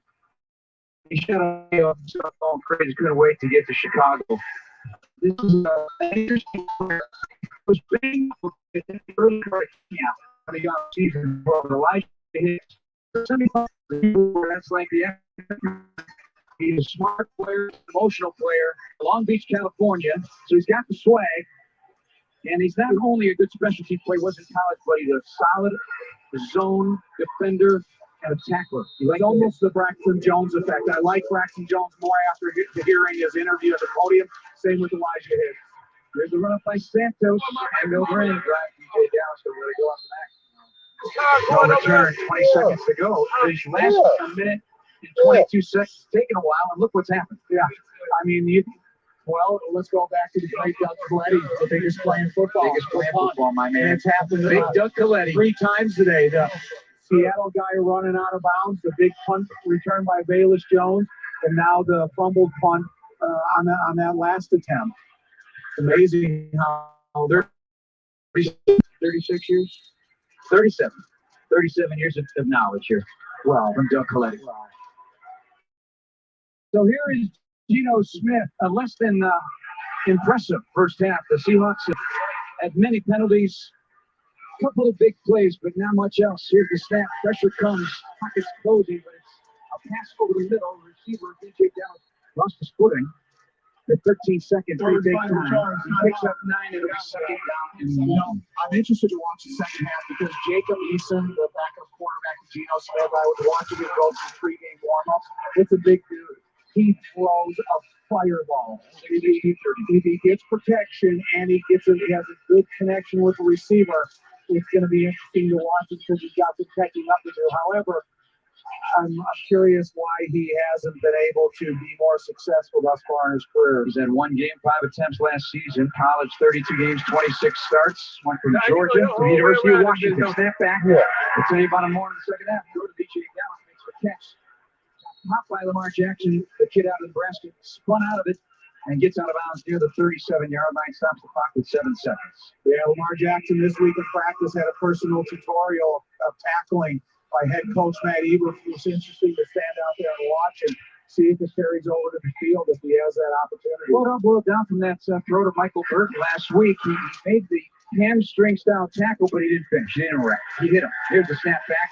Geno going to throw in the middle. There's DJ Dallas with the blocker in front. He slides to the 49. They call him out, but he slides and he's untouched. Yeah.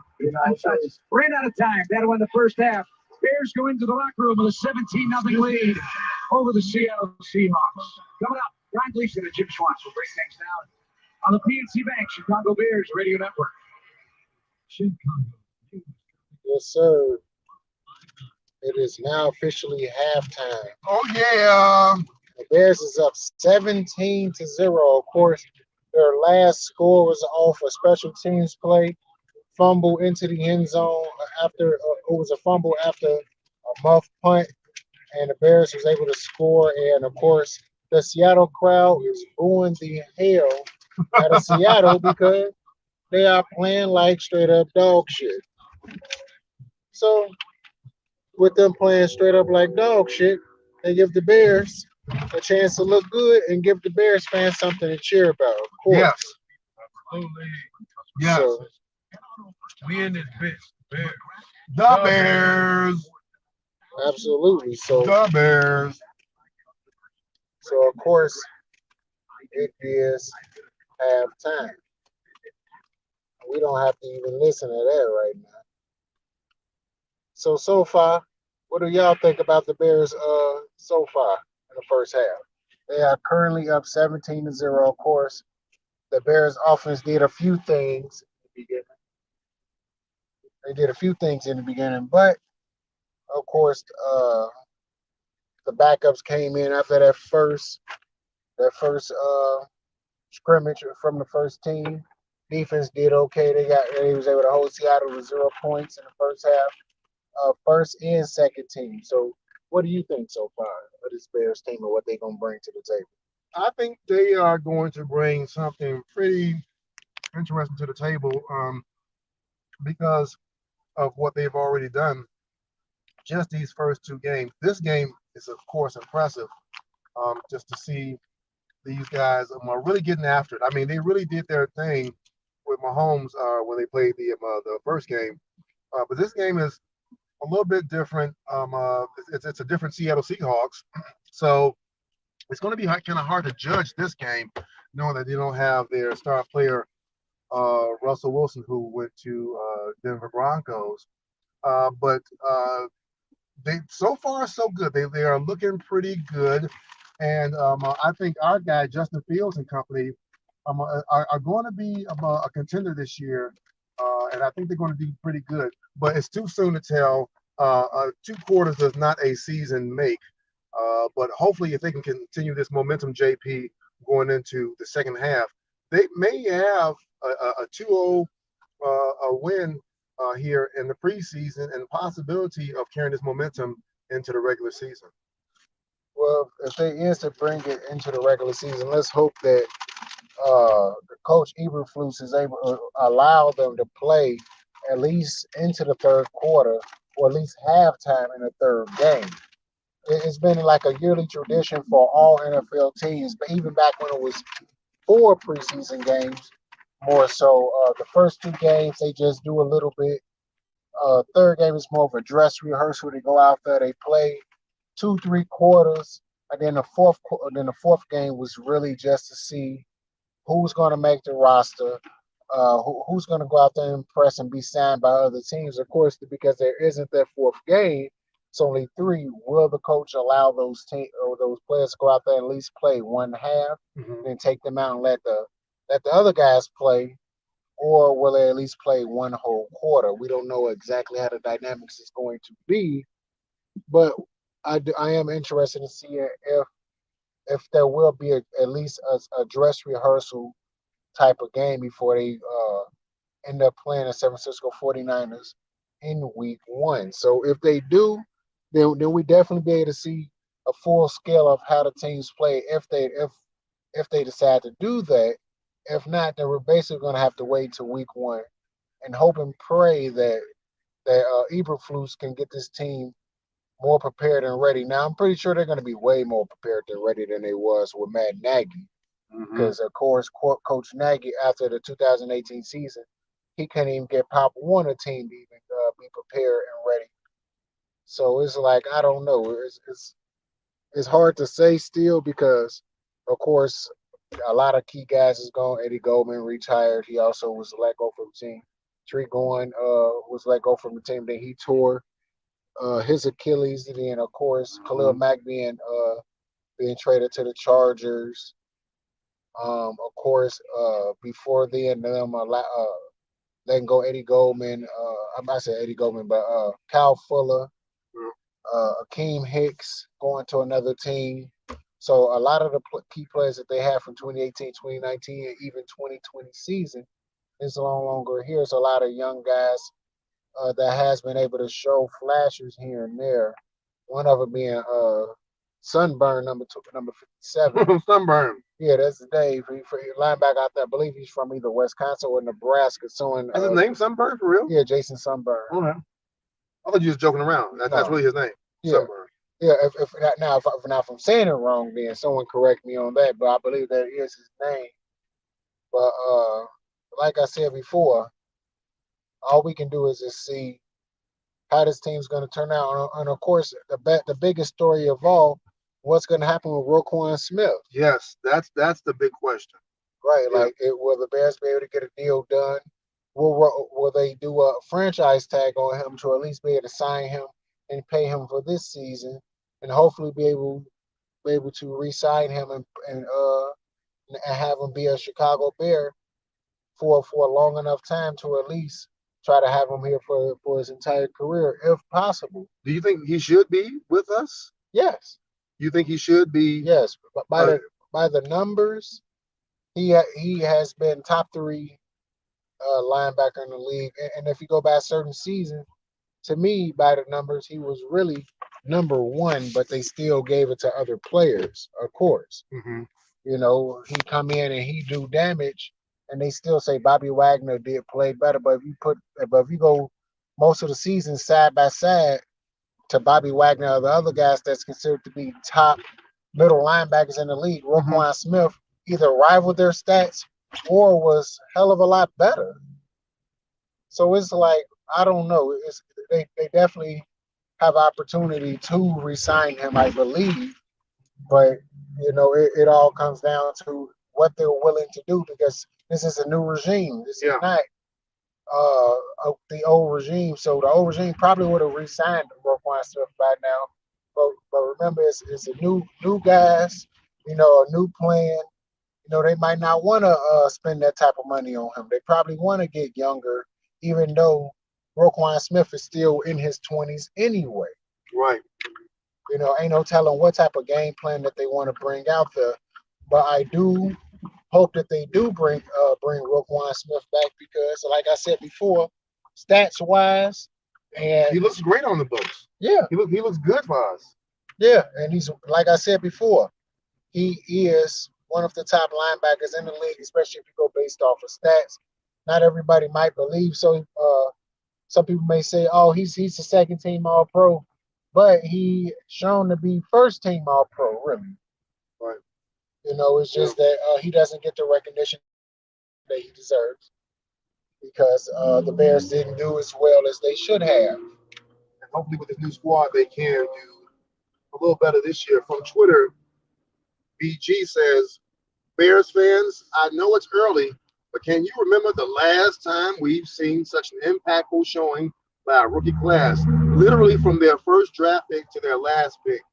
Guys making plays, very good sign, ... So it's looking good so far.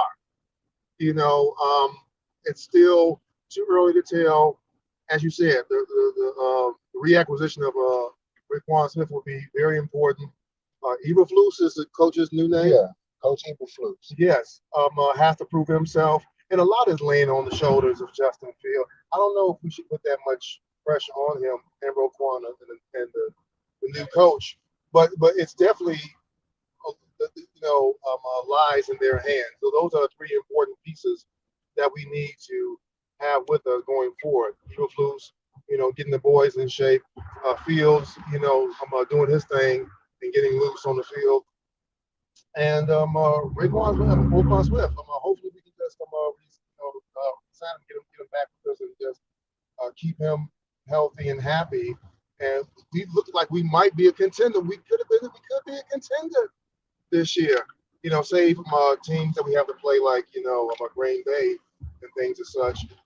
This should be easy pickings, considering that even for the second preseason game and being up on the Seattle Seahawks 17-0, we might be able to be a formidable challenge to these teams and show them that we are actually going to be a team that you might have to watch out for this season.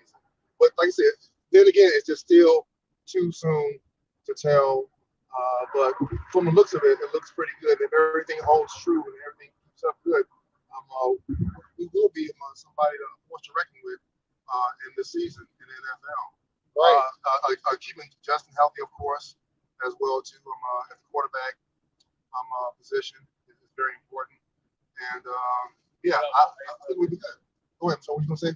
Yeah. No, I was gonna say, I trusted the guy Eberflus. You know, even by his name, Eberflus. Yeah, that sounds kind of weird though. Eberflus. It sounds like a fluke. Yeah. Yeah, let's just hope that he can be a force to be reckoned with and get those guys ready. Because the Bears have struggled over the past few seasons, 8-8, 8-8, and then after that 6-11, ain't gonna get it done. Right. That's not gonna get it done by any means. We need the Bears to beat the monsters of the Midway, beat that 2018 team back then, 2012, 2011, 2010. Even though 2011 they finished 8-8 due to injury, but we know what that team was capable of when they was 8-3 before those guys end up getting injured. Yep. Before they lost Jay Cutler, before they lost Matt Forte, before they lost Urlacher in the season, before they lost a lot. Wow. That team was 8-3. That was on their way to finishing 12-4, 13-3 that year. Yeah. The team before then, when they went 11-5 in 2010 and went to the NFC title. The 2006 Bears, 2005 Bears, we can go so on and so forth. We want those type of Bears teams to be out there on the field, but now more so now we need that offense to perform. We can't just depend on that defense to go out there and do their thing. We need the offense to be able to provide us with something. If the offense can't do nothing, then guess what? We're in trouble. Hopefully, we don't need the offense to be terrible. We need the offense to be good. And that's definitely what's going to help the Chicago Bears. Because over time the Bears every blue moon might have had an offense for maybe a few months, but after that was it. I can still think back to when Mitchell Trubisky was on the team. They had put up some points here and there a few weeks throughout the season, but then struggle right after that. Even in 2006 when they had Rex Grossman, the first 5 weeks before they played Arizona Cardinals, Rex Grossman was the NFC Offensive Player of the Month. He was dominating. Yeah. The Bears offense was putting up points left and right. So it's not like we haven't seen it done. It's just a simple fact that it doesn't happen often. Yeah. And that's what makes a difference. But it seems like they're back from halftime, so we're bringing it back to you with WBBM Radio, 105.9 FM, and also 780 AM with Jeff Joniak and Tom Thayer. Can we give a shout out to the your co-announcers tonight, and then what they're doing too, real quick? Yes, sir. Go right here. Turn it down, and then like I said, G.M.F.E. PACMAN, right, in the house? G.M.F.E. PACMAN. G.M.F.E. PACMAN. Get money, fuck everything, PACMAN.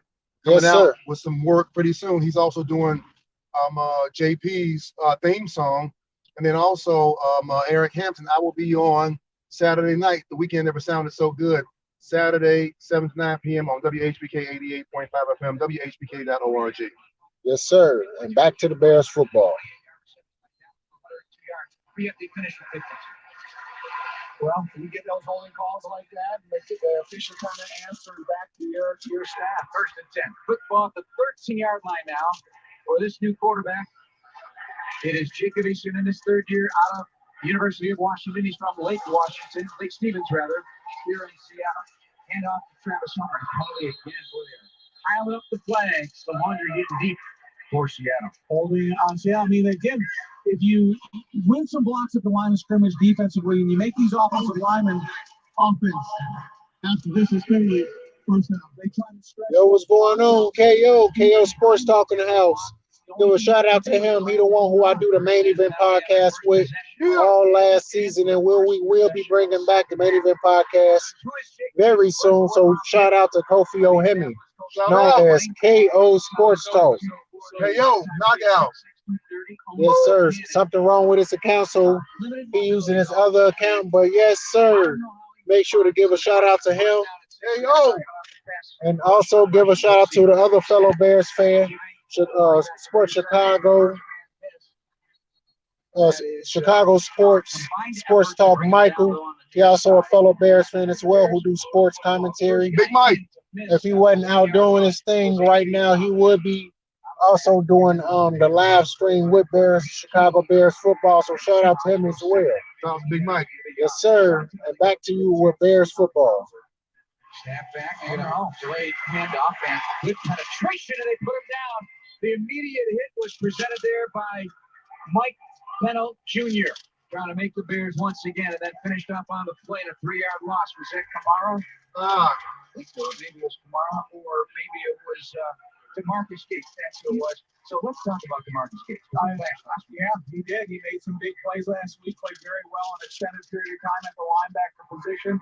Hasn't been around all that long, but he understands what his assignments are. I'm really encouraged about the depth he can provide. 3rd and 18, the former USFL player for Birmingham. The throw to left side, the pass is caught, but immediately the Bears are on a nice ankle tackle on the 10-yard line after the catch was made by Seattle's Aaron Fuller.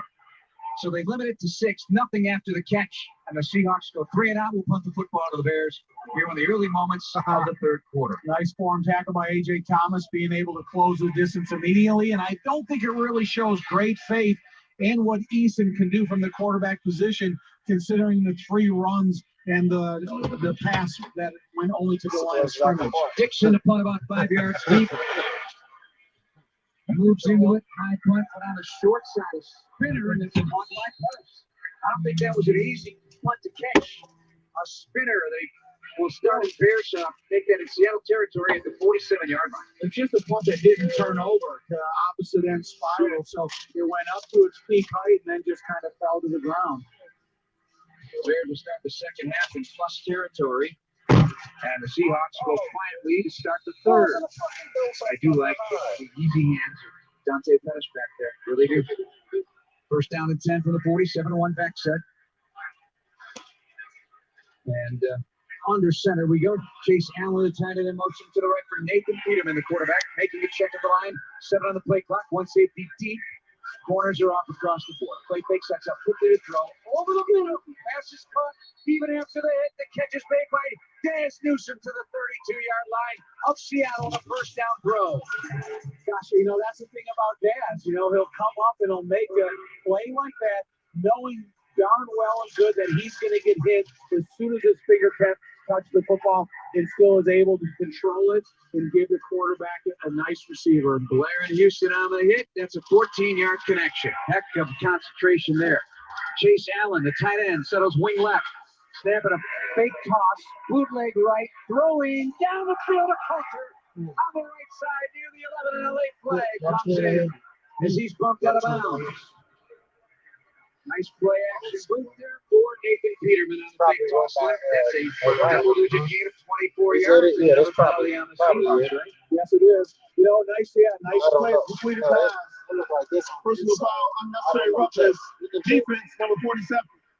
That's the distance penalty. 1st down. Bears are going to be in business.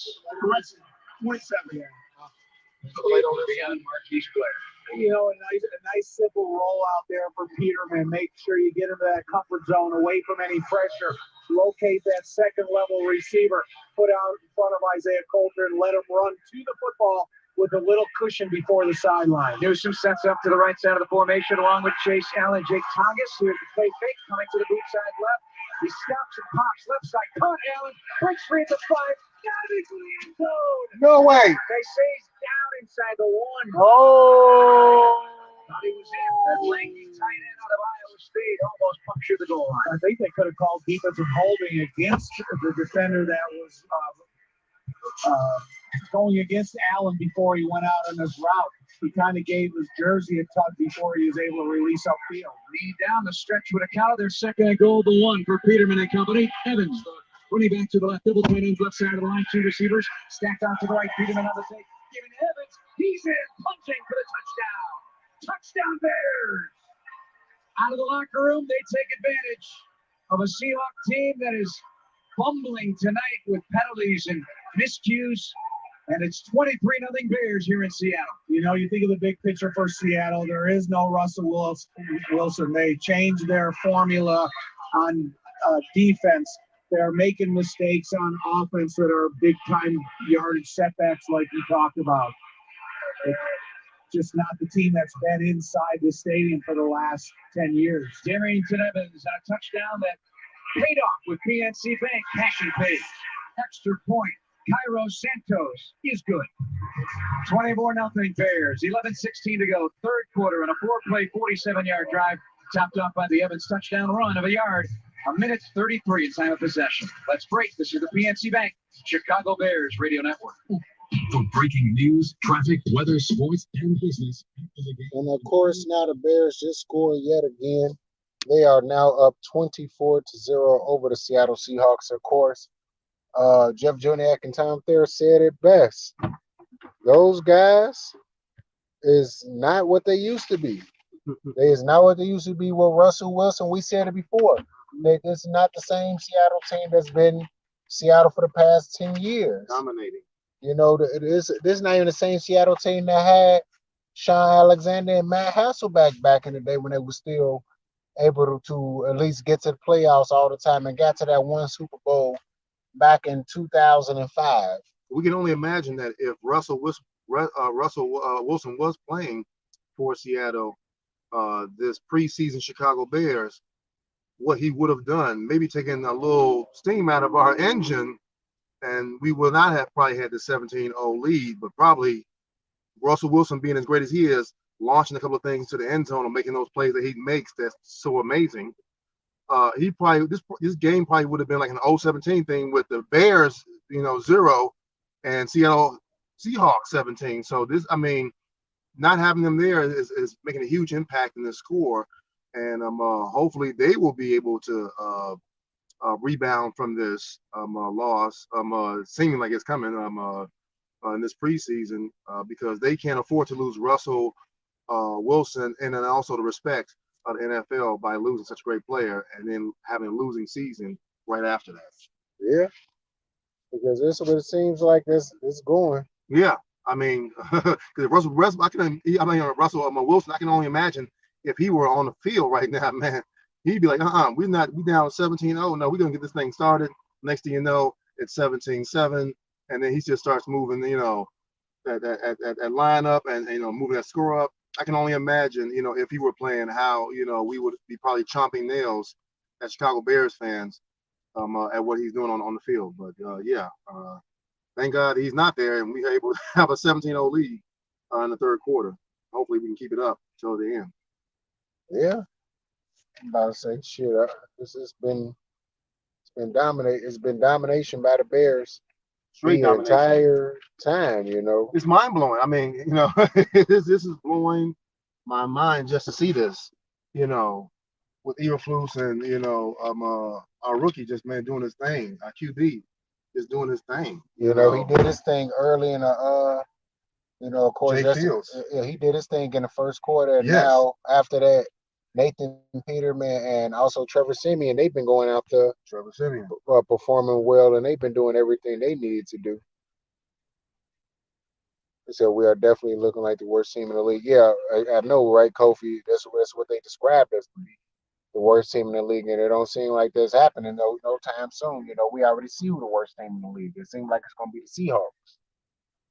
Yeah, losing Russell is going to be something else for them moving forward. They don't even look like the Seattle Seahawks of old.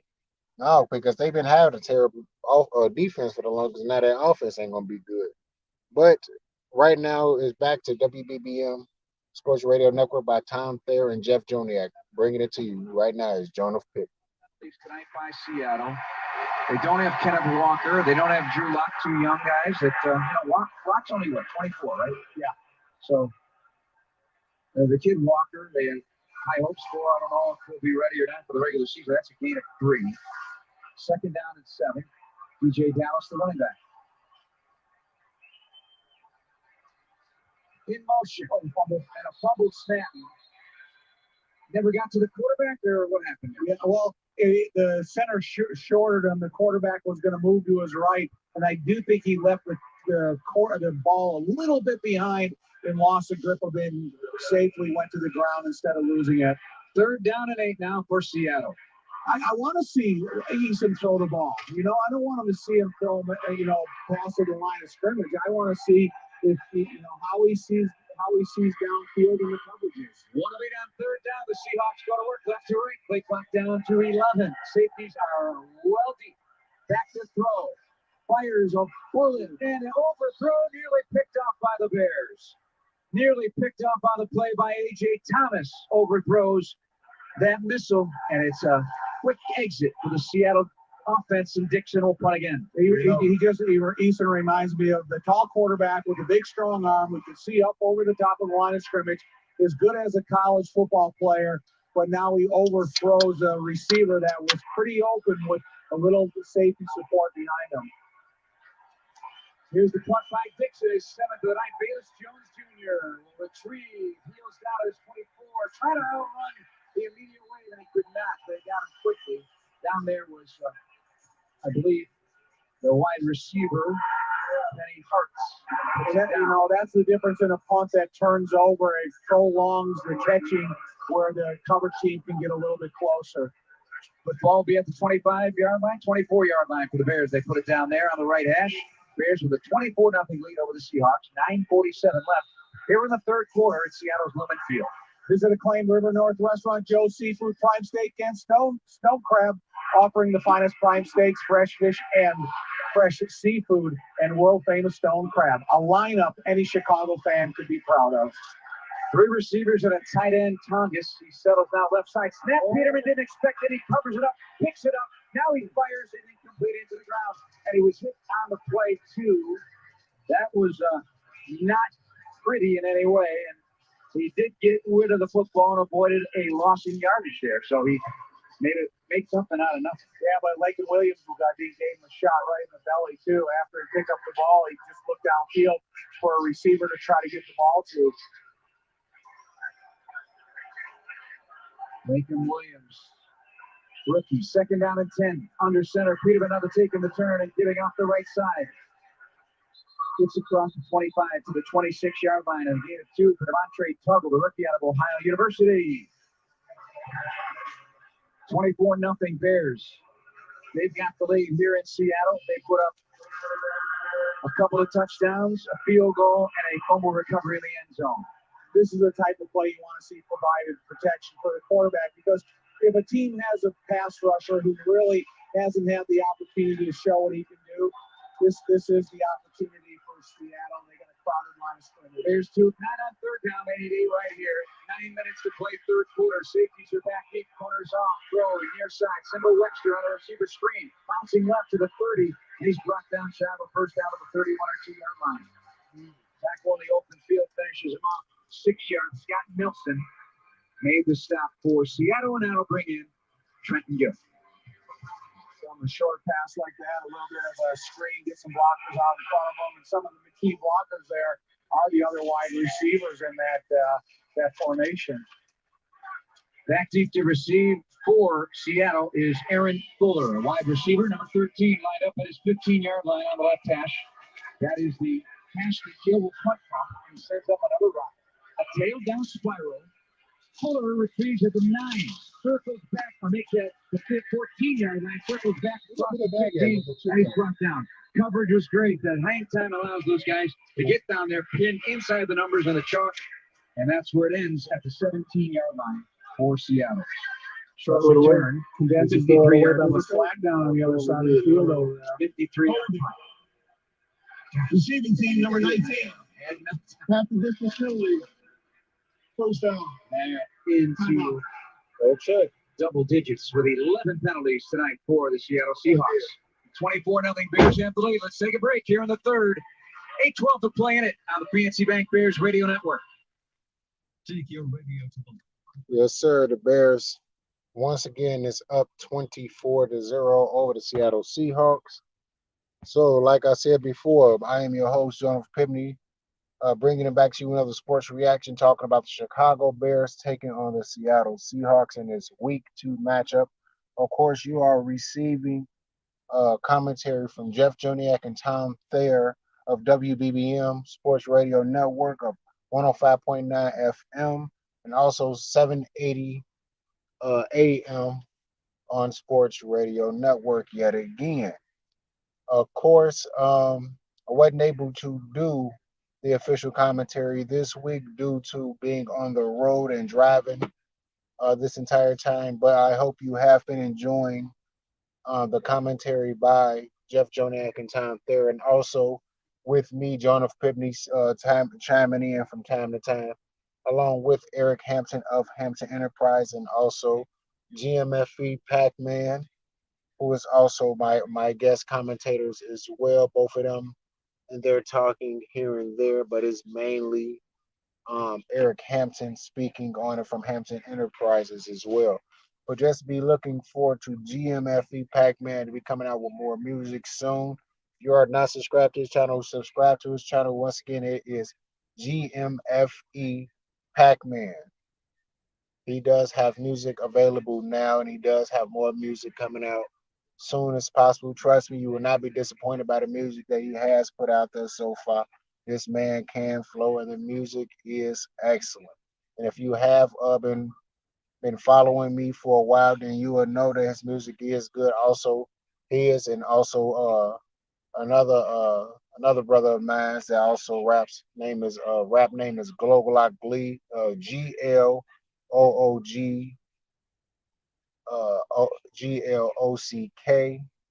So that is Globalock, GLOOGLOCK, and also G.M.F.E PACMAN. You can look both of them up and find music by both of them. PACMAN, like I said, is currently still posting music as we speak and coming out with more music very soon. And also be looking out for Globalock to put out music as well, along with Jack Boy and also Real J-Dot. But right now we're bringing it back to you with WBBM Radio from Jeff Joniak and also Tom Thayer. University of Charlotte. Back to throw. I threw it away. It was good. I think I was done with the chips anyway. I ate so fast. I didn't know I ate that fast. Oh, wow. Okay. So they all there. I just called him. He's coming out. Okay. I told him the cheesesteaks is getting them cold. What's your work shift looking like tomorrow? Are you off tomorrow? I'll go to school, and then after I work from 12 to 6. And then right after that, what the hell is going on? I got to go to the gym and train because I missed today. Yo, what's going on, Skits? How you feeling, bro? Local product in there, a defensive tackle along with Javon Coley. He had a sack earlier tonight. Shotgun awaits the quarterback. He sticks it in the belly of the back. He slips the first tackle, but then he's met rudely by a couple of Bears. Stood up by Sam Kamara, number 46. They blew the whistle. He does not go down to the ground, but the Bears are all over it. Multiple players hitting the running back. You know, Sam Kamara is always a guy that's interested me because he came on and earned some playing time last year, and then now he's kind of changing his whole frame of work. 3rd down and 9. They hurry up. Empty spread. Zipping a throw to the near side. Delp steps out of the tackle and bumped out of bounds by Bo Pete Keys. It'll be around the 14-yard line of Seattle, but it's 4th and 4 with 7:30 to go in the 3rd. They'll punt the ball again. Bears doing a nice job of getting pressure to the quarterback quick enough, so he's got to make a decision to the receiver before they can get beyond the 1st down marker. And then when he does make the completion, the defensive backs are on the spot to make the wide receiver adjust his path away from the 1st down marker. We got a guy. Who's that? Is that Sanborn? Yeah. What's that? No, play clock operator, please reset the play clock to 15 seconds. 1-5 on the play clock. Sanborn getting medical attention at around the 23-yard line. Have no idea what happened there. Either do I. He was moving, and then he just went to the ground. Okay. Well, they're telling about it. See what happens. 24-0 Bears. 4th and 3 coming up. And the punt expected, but they get him up on his feet, and he's okay. Walking on his own to the sideline. That's good. What are you doing to us, Chad? Yeah. A few injuries today for the Bears. Matt Adams with a shoulder. Caleb Johnson, knee.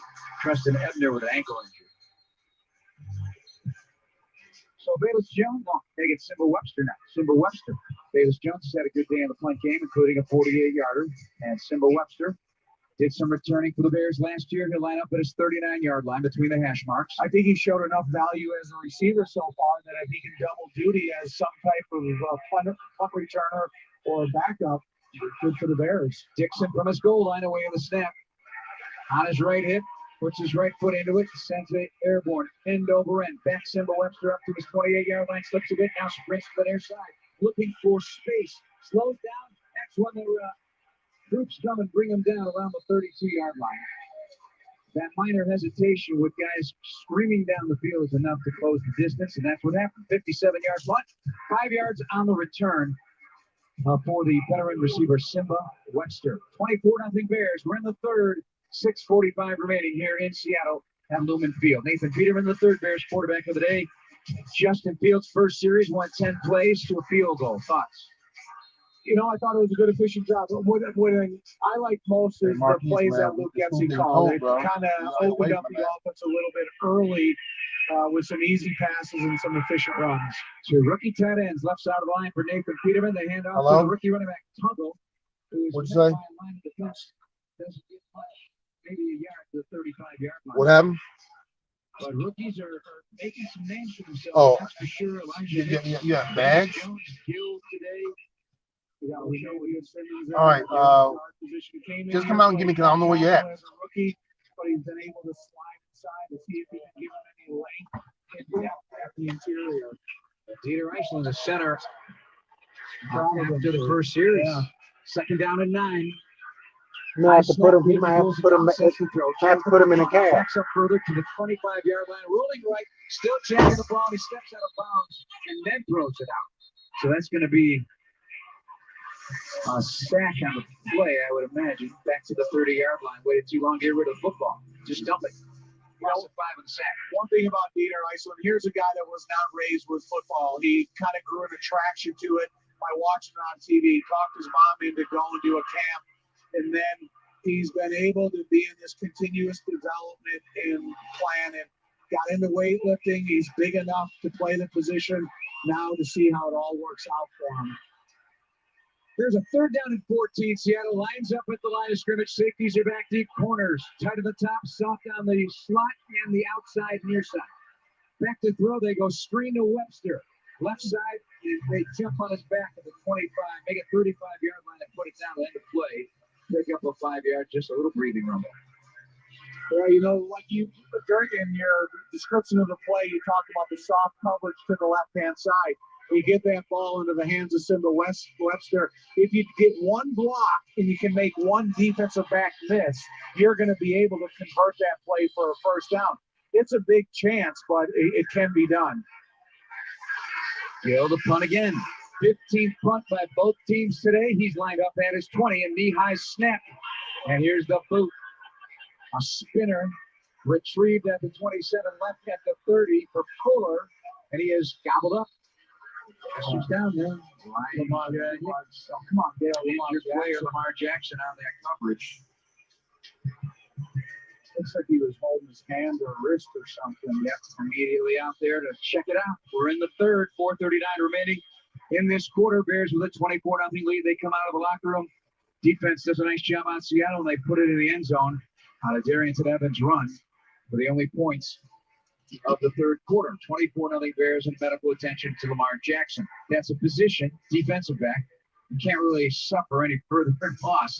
Otherwise, you're going to be scanning rosters continuously. Right, linebacker and defensive back. We get a break. Okay. Sorry, Tom. 24-0 Bears on the PNC Bank Bears Radio Network. This weekend, take the Odyssey out for your radio to the lakefront. Yes, sir. And still, the Bears are still leading this game at 24-0. 4 minutes left in the fourth quarter. So the Bears is doing their thing, attacking Seattle constantly. But now, of course, Seattle does get the ball back after that break.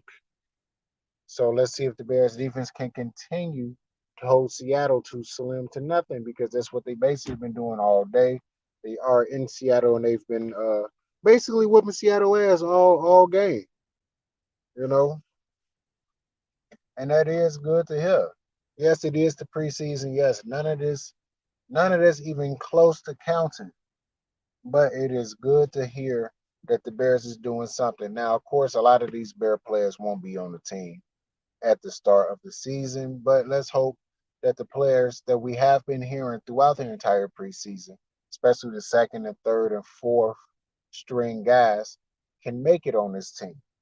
You know, it's going to be it's a lot of new faces this year, a hell of a new faces. It's not a lot of returning people from last year, but it is all good. If they able to find the way to put it together, then the Bears can go out and shock a lot of people this year. You know, much like San Francisco did last year, who at one point was like 3-5, but finished with a 10-7 record and almost made it to the Super Bowl, got to an NFC title. Who's to say that the Bears can't do that? You know, a lot of crazy stuff happens every single day. So it's not like it's not possible for our Chicago Bears team. Now, the chances are still slim to none. Absolutely. You know, just being realistic. You know, those chances are slim, but can it happen? Absolutely. But it's going to be a lot of help that the Bears are going to have to do with each other. Just luck overall, and you know, finding a way to win games, point blank, period. Yeah, bro, they're gonna have to do something. Oh, awesome, kid. You just have to throw something in there like, oh yeah, the Blue Jays smacking on them Yankees 9-2. You just have to let them know that, huh? Unrelated game, but it's all good. But yeah, like I said, let's see what the Bears are gonna do right now. We're returning to WBBM radio network, 105.9 FM and 780 AM with Jeff Joniak and Tom Thayer with Bears football. Tight ends right side of the line. Bears fill the box with 7 in motion to the right side. Bo Melton. Safeties back 8 corners. Creep at the top. He takes hands off and delivering the pop. Nice job coming from the linebacker level. Again, DeMarcus Gates. We got to start talking more about him, Tom. Out of Birmingham in the USFL, he was the all-league player this year. Bears picked him up after the season, of course. And DeMarcus Hicks is starting to make a lot of plays. Marcus Gates, excuse me. First year out of Ole Miss, undrafted by Cleveland in 18. He's got a special place in my heart, you know, being an ex-USFL guy, coming here and capitalizing on his opportunity. Defensive line helping him out when he makes a play like that. Second down and 12 for Jacob Easter. Takes the snap at a tight pocket. He really hummed it in there. He's got his tight end Colby Pockets in inside the 40 of the Bears to the 35 on a first down. That's an exciting play right there. Pitch and catch for 20. 6'7", 251-pound tight end there. So that ball can sail a little high because you got a big catching radius for a guy with that type of height to go up and make the catch and be able to lower his shoulder pad level before he takes a shot. Oh, exactly. Quarterback is 6'6". Under center with a 35-yard line now. Seahawks on the move. Takes turns, fakes, sets up quickly to throw. Fires another one. A laser to the 18. Catch is made. Fuller to catch it, another first down in the red zone for the Seattle Seahawks before he's put down there 16 yards. And a first down. I was Gazelle. Coordinator. Go Gazelle. Set up and ready to go. Empty spread. I don't deal with Zale. Yeah, what is it Zale? Incomplete going to I know, we'll get the time to fight that one. Tonight in this so we can share money. And for Johnson, Dave Johnson. You know, Shelley needs some reps. He needs a his house, Marquise Wayne walked in the street. Hey, they gonna watch your house up? Yeah. Okay. I'm gonna smash these Philly cheesesteaks real quick. Hell yeah. I thought we were going to Okay. Hey, turn it back up some. Yeah, I know you made a good TV good show there. Running back. Oh, you know, can we go to the gas station real quick? I'm sorry about that. Yes,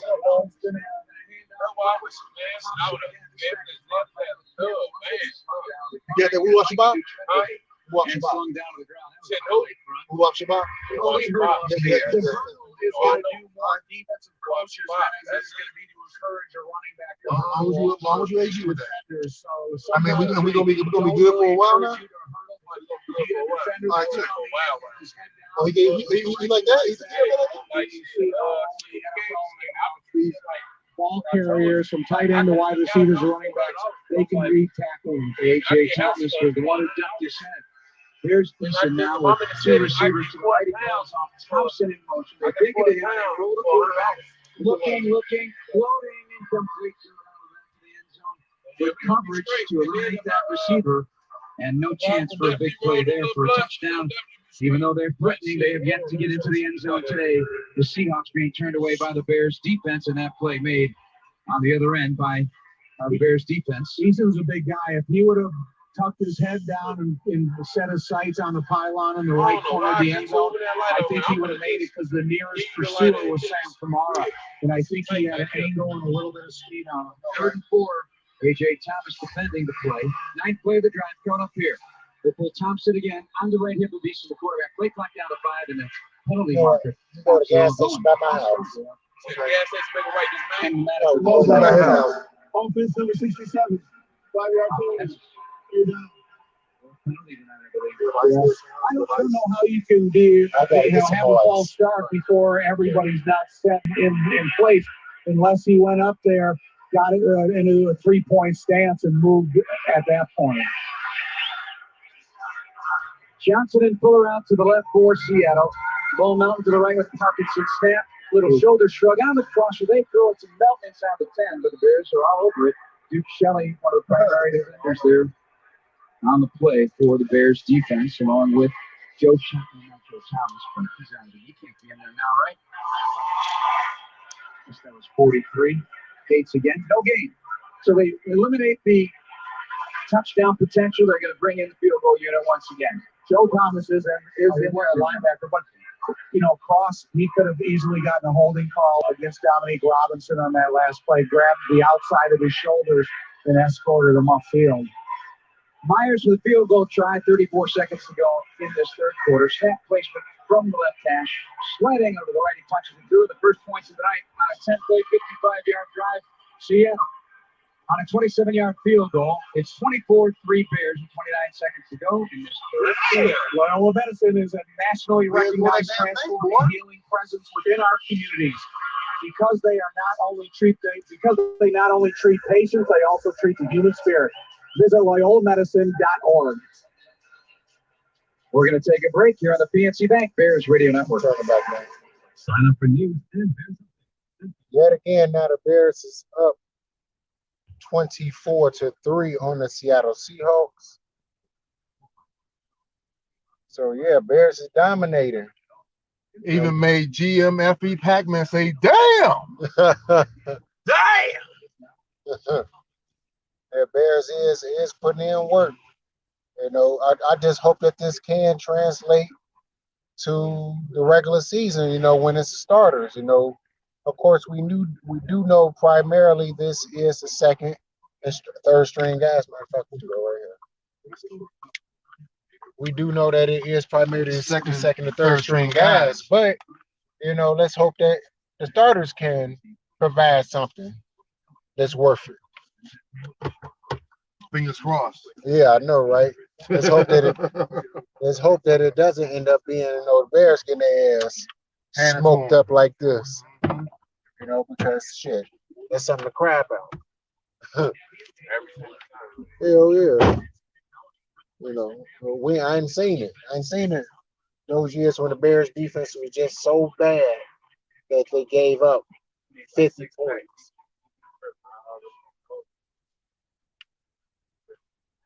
So I can't hold it.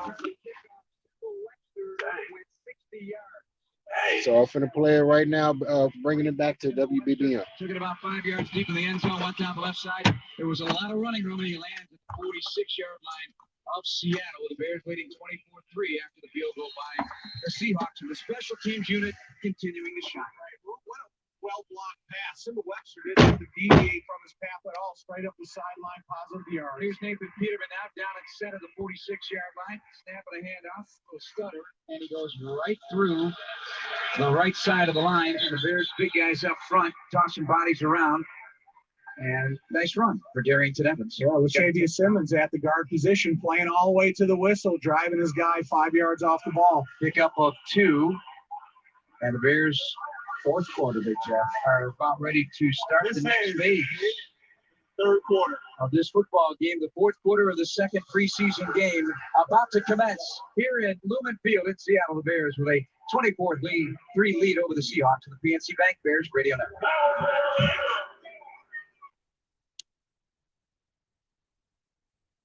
Wake up to Chicago's most trusted source for credible. Okay, and now, of course, it's going to be the start of the fourth quarter. Right after they come back from break, the Bears yet again is dominating this game, 24-3. So once again, this is being brought to you by G.M.F.E. Sports Reactions. So make sure to like and subscribe to the channel. And just keep going. Of course, the Bears will be coming back very, very soon with the start of the fourth quarter. So just continue to like and subscribe for more content and hit that notification bell so that you can continue to listen to sports reactions and Chicago Bears commentary. Of course, the third and final game of the preseason, I will be doing my own personal commentary again like I did in week 1. But due to me being on the road and on the move a lot, I was not able to do so today, but I was able to bring it to you.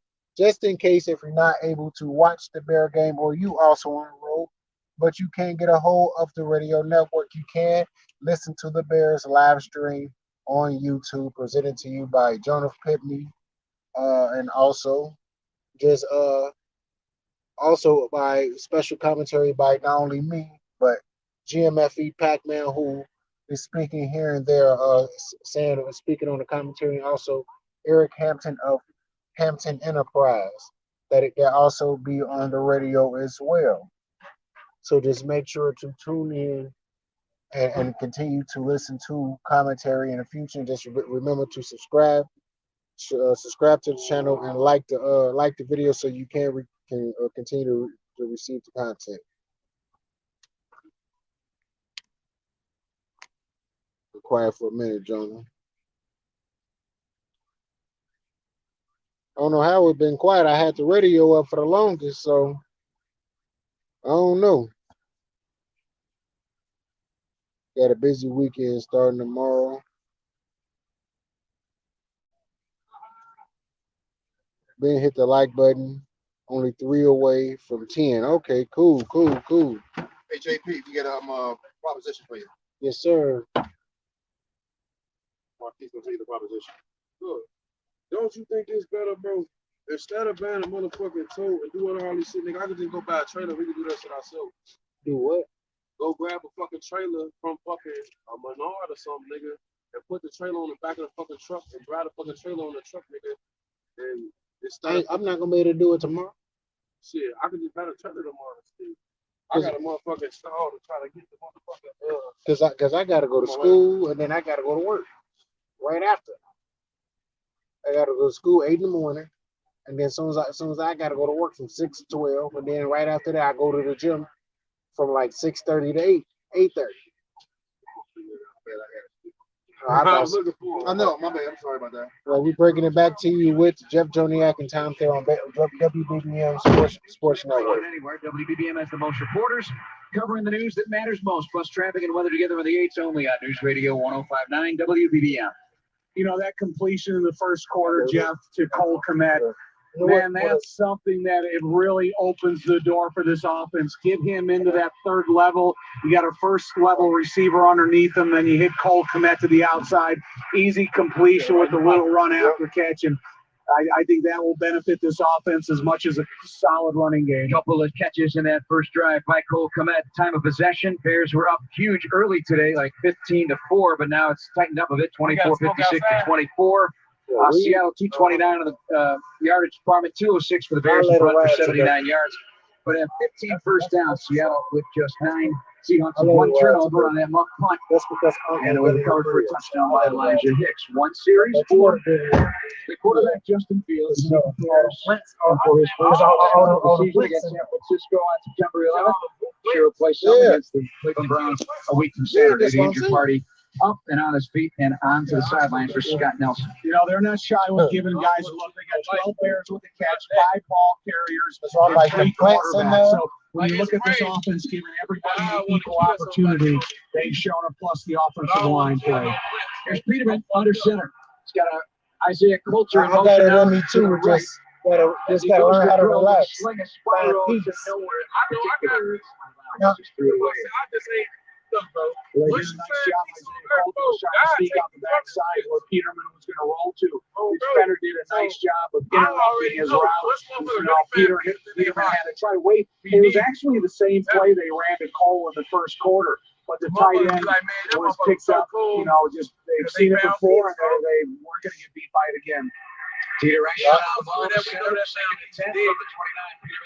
God ain't took me yet, bro. God ain't took me yet. I need a trailer to tow my brother, Tom. That's what we needed, folks. Because it would give you such an opportunity for Luke Getsy to call a play that would be third and relatively short distance. It would open up more in the passing game, give you run options, and even screen opportunities over there. 29 yards is what they're in 10. Bears in Seahawks territory up 24-3. They gone by here in the fourth quarter. Transmission off to the left side with Shea in the slot to the left, right side Isaiah Coulter. Stayed up tight end as well to the left side of the formation. Back to throw. Peterman guns it, and it's broken up. Breaking out the ball to throw out to the left side is Shea right in front of Little C. I think the defender was in better position than the offensive receiver. The receiver, Shea, was behind the underneath defender, and he was able to get his hands on the ball faster than the offensive player. Field goal try now for Cairo Santos. This one will be 47. A placement made on the right hash. The Trent Gill punter. Seahawks hurry a player off the field. Patrick Scales on ball to send it back. Nice snap. Good hold. Moved by Cairo Santos. It is up and it is good. Santos pans the lead back to a 27-3 advantage.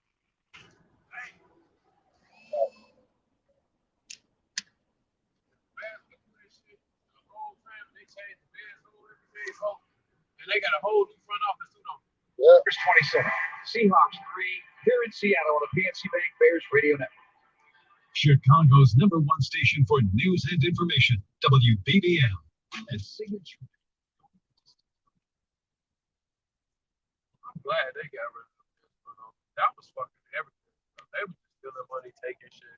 But even so, the Bears still have to perform year in, year out. They're one of the better teams of the league, one of the premier teams of the league. And they need some, really.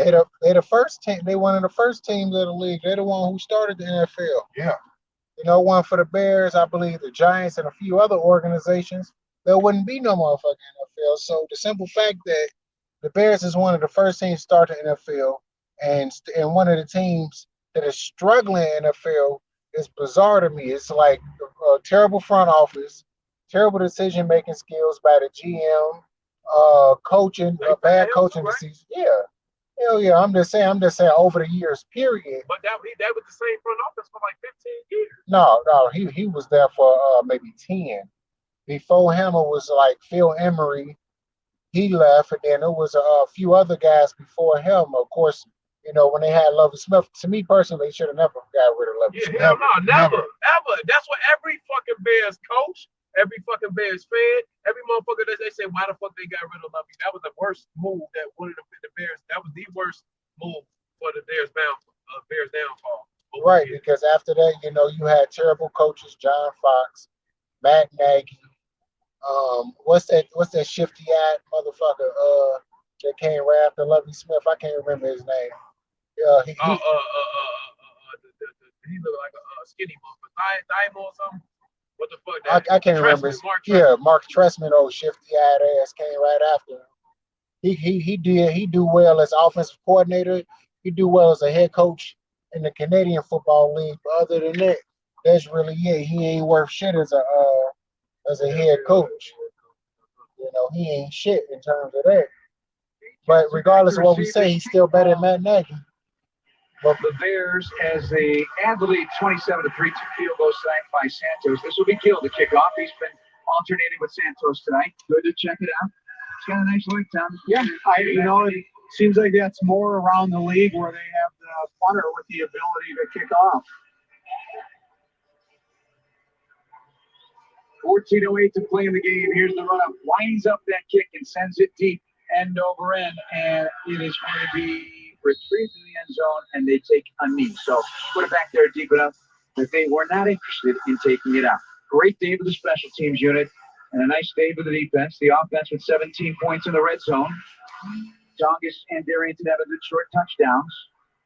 And as Tom pointed out, 12 different receivers touching the football tonight from a passing game point of view. But that red zone, it's just an area of the field that's going to be a concern throughout the regular season after they went through last year. Is if they can be more productive in the red zone and end up with points, it's going to help the defense play more aggressively.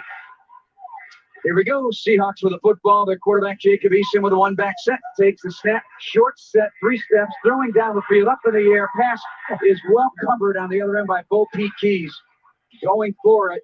J.J. Arthega.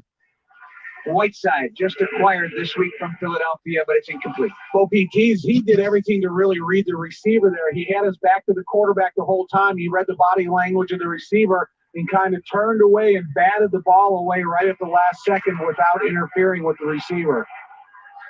Snowden is one of the edges for the Bears, the 6'7" second-year player, as Eason whips under center. He's got a couple of receivers left, one on the right side, one in motion. That's Kate Johnson. He'll take it on the end around. A blocker in front trying to get some space, but peeling off of that block and coming over to make the play defensively. Nicely done, Jalen Jones.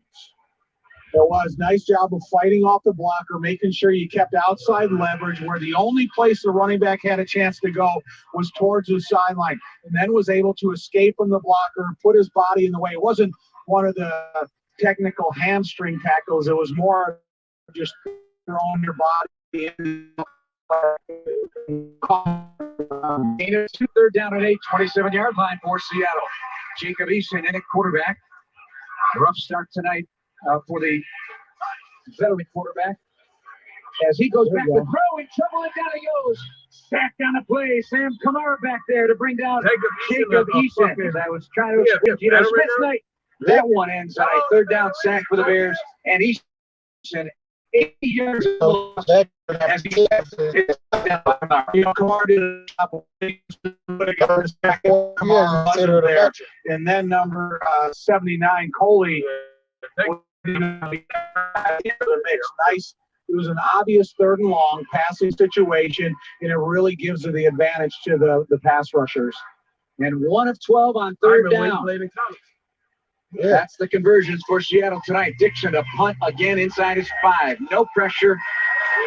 Eases into it, and the kick sails to Daz Newsome at his 39. Weaving inside, he's brought down around the ankles or calves by one of the Seattle defenders down there. But it's good field position for the Bears. They'll start a drive in good shape there. You know, you see Dominic Robinson there on the punt team, and it's the more he can do, the more he can broaden his horizon, the more different technical things he learns along the way, considering the position changes. You know, he could come in here and be a huge assistance on wrong side of the fucking learn how to play bitch ass nigga. Contribute on all special teams because he runs so well. Like that rookie from Minnesota, Boye Mafe on that tackle. Bears start with Peterman faking the handoff to Tuttle, sets up, throws near side pass, caught on the run. Kevin Shea turned upfield to the 44-yard line. I said, fuck it, and just started driving into his shit. Oh, my mama. Ja'Tyre Carter in the game for the first time, number 61 at right guard. I still like his future. I think he can be a player in this league. It depends how he goes and finishes up camp here. Yeah, number 69 at right guard as the click of the clock goes to 12:05 here in the 4th quarter of preseason game number 2. Shea motions from center. Peterman gives to Tuggle, working behind his tight end there. Chase Allen doesn't get much, maybe a yard.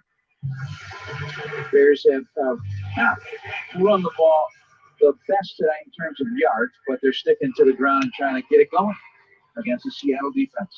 11:40 to go in the ballgame. For that Jake Thomas, he kind of limp off a little bit. He's over in the sideline, didn't use any help, and got some type of issue over there on the sideline. Uncle didn't get much, but it's a first down for the Bears. Fresh set of downs. 11:25 to go, 4th quarter. Don't have to get much as long as it's a first down. That's right, 27-3. They've got the lead in the ball. They're in Seattle territory again. Nathan Peterman under center. Dieter Iceland takes a Terrence, giving it Tuttle. Patient run. up the hash, and the pile. Strong moves him all the way to the 35 of Seattle.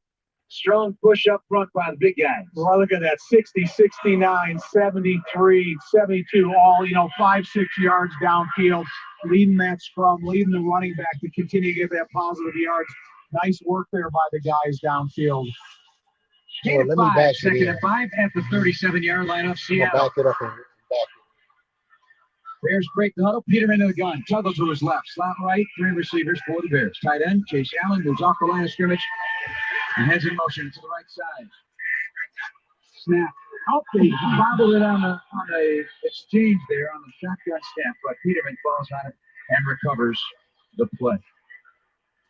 So no damage done other than a little bit of a loss. Oh, that's damage done there, Big Jeff. Well, it's not eternal. No, I know. So I'm just we when you can gain that back. Just so you can make more money. Well,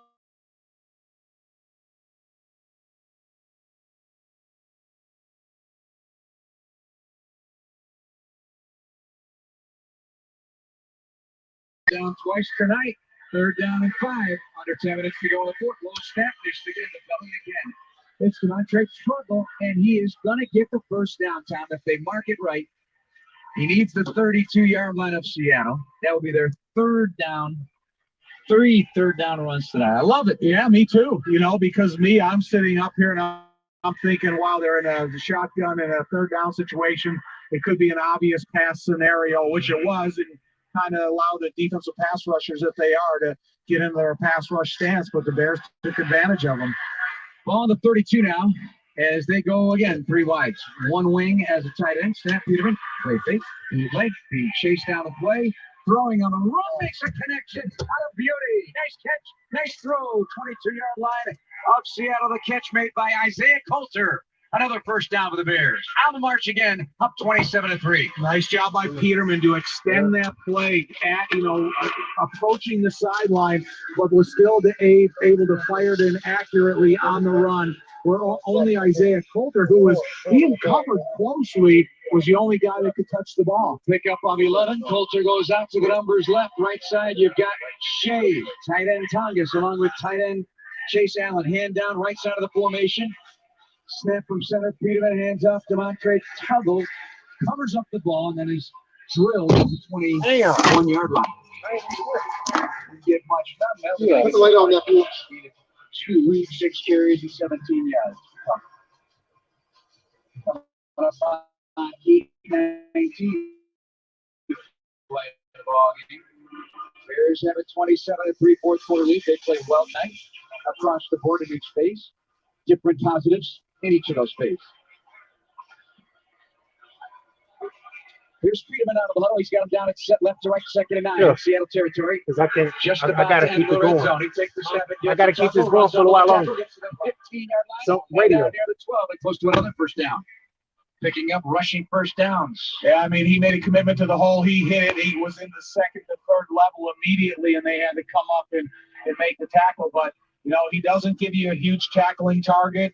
5'8", 206. He's a thickly built guy, and once he turns on the jets, you better commit to hitting him or you're going to bounce off of him. Pick up of 7 as we tick under 7:30 to play in the game. And the Bears comfortably in front, 27-3 here in Seattle. Peterman in the gun, Tuggle to his left, slot to the right, single Webster. Snap on 3rd and 1. They give it, and there's Tuggle. Little hurdle.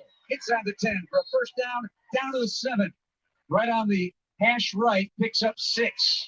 Tuggle. The closer in the fourth quarter. It's funny, you see these guys go through these drills individual during the course of practice where they're, whether it's the old school running through tires, now it's running through ropes, pick up high knees, make sure that you can get over if there's any trash around your feet after you get the handoff. And that was a perfect example of the little bit, a lot of work that you do during the course of practice that you don't know it's important until it works out. We got Shea and Simba Webster out to the left. 2 tight ends again right side of the line. Tongas in motion. He'll be the lead man for Tuggle. Clearing straight to the 5.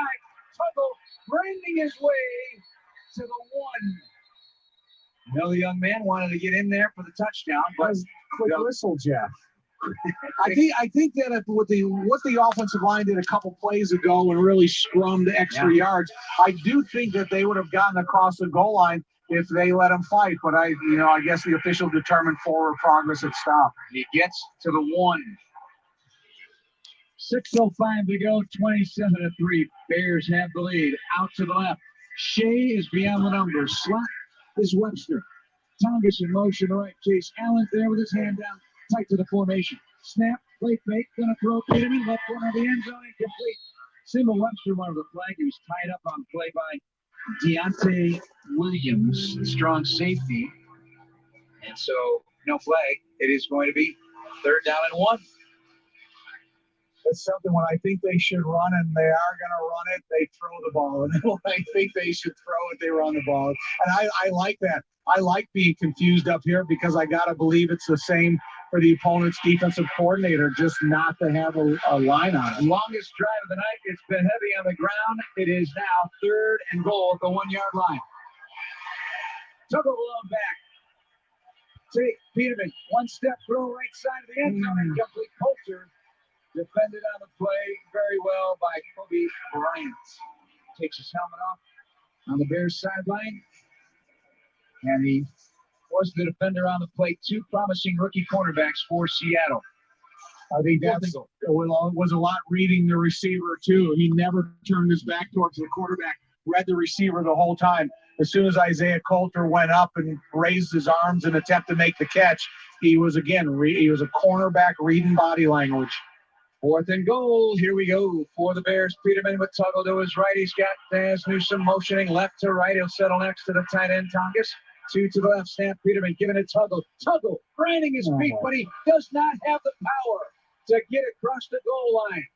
Turned away by a hair. And the Seattle Seahawks have a goal line stand in their feather in their cap tonight. 5:41 to go in the game, and the Seahawks take over. Was there any red flags thrown in the game last week against Kansas City? Did they have one? Their replay flag? Because there was one by Coach Eberflus. That was a big one. Oh, that's right. Out of bounds on the reception. You're right. But I thought Tuggle might have had the leverage on E.A. Booneway, the former Bear linebacker, but E.A. Booneway stopped one of his former Bears teammates, and it is 27-3 Bears, the Seahawks, to take over here in a moment from Lumen Field. And Doug, what did you just show me? You just gave me something. Oh, okay, here we go. Time now for our Benny's Beverage Depot Toast of the Game, presented by Benny's Beverage Depot. Combined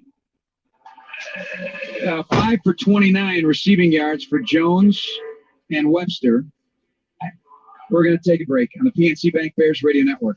When weather is an issue, be sure to switch on Chicago's news, traffic, and weather station, News Radio 105.9 WBBM. When the guys are ready to hit the town for a well-deserved night out, Hard Rock Casino Northern Indiana is your one stop for all things entertainment. With over 1,600 slots, 80 table games to choose from, the party never stops. The state-of-the-art casino combines world-class gaming with delicious dining options to bring Vegas experience to the Midwest. Yes, that is now commercial break. Of course, the Chicago Bears is still leading this game 27-3 over the Seattle Seahawks. So right now the Bears is leading in the 4th quarter with about 5 minutes left. Then eventually that will end. And yeah, that would be perfect. Just a perfect game for the Chicago Bears this week in the preseason.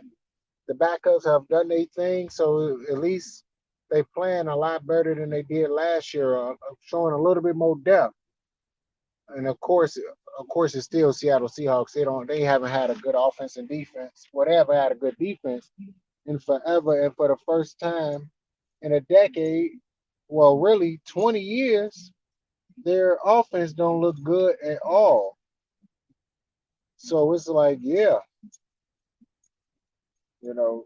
let's see how terrible it's going to be for Seattle, and let's see how well it's going to be for the Bears.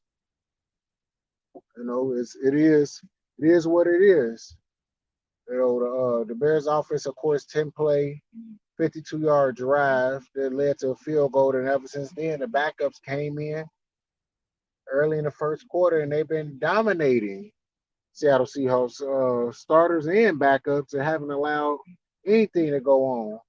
You know, of course, it was Geno Smith coming in, and he got dominated, and then other players got dominated. So, yeah, all we can accept right now is that this Bears team is doing what they have to do. But right now, it's back to WBDM Radio Network 105.9 FM and 780 AM by Jeff Joniak and Tom Thayer of Bears Radio Network. Takes the snap.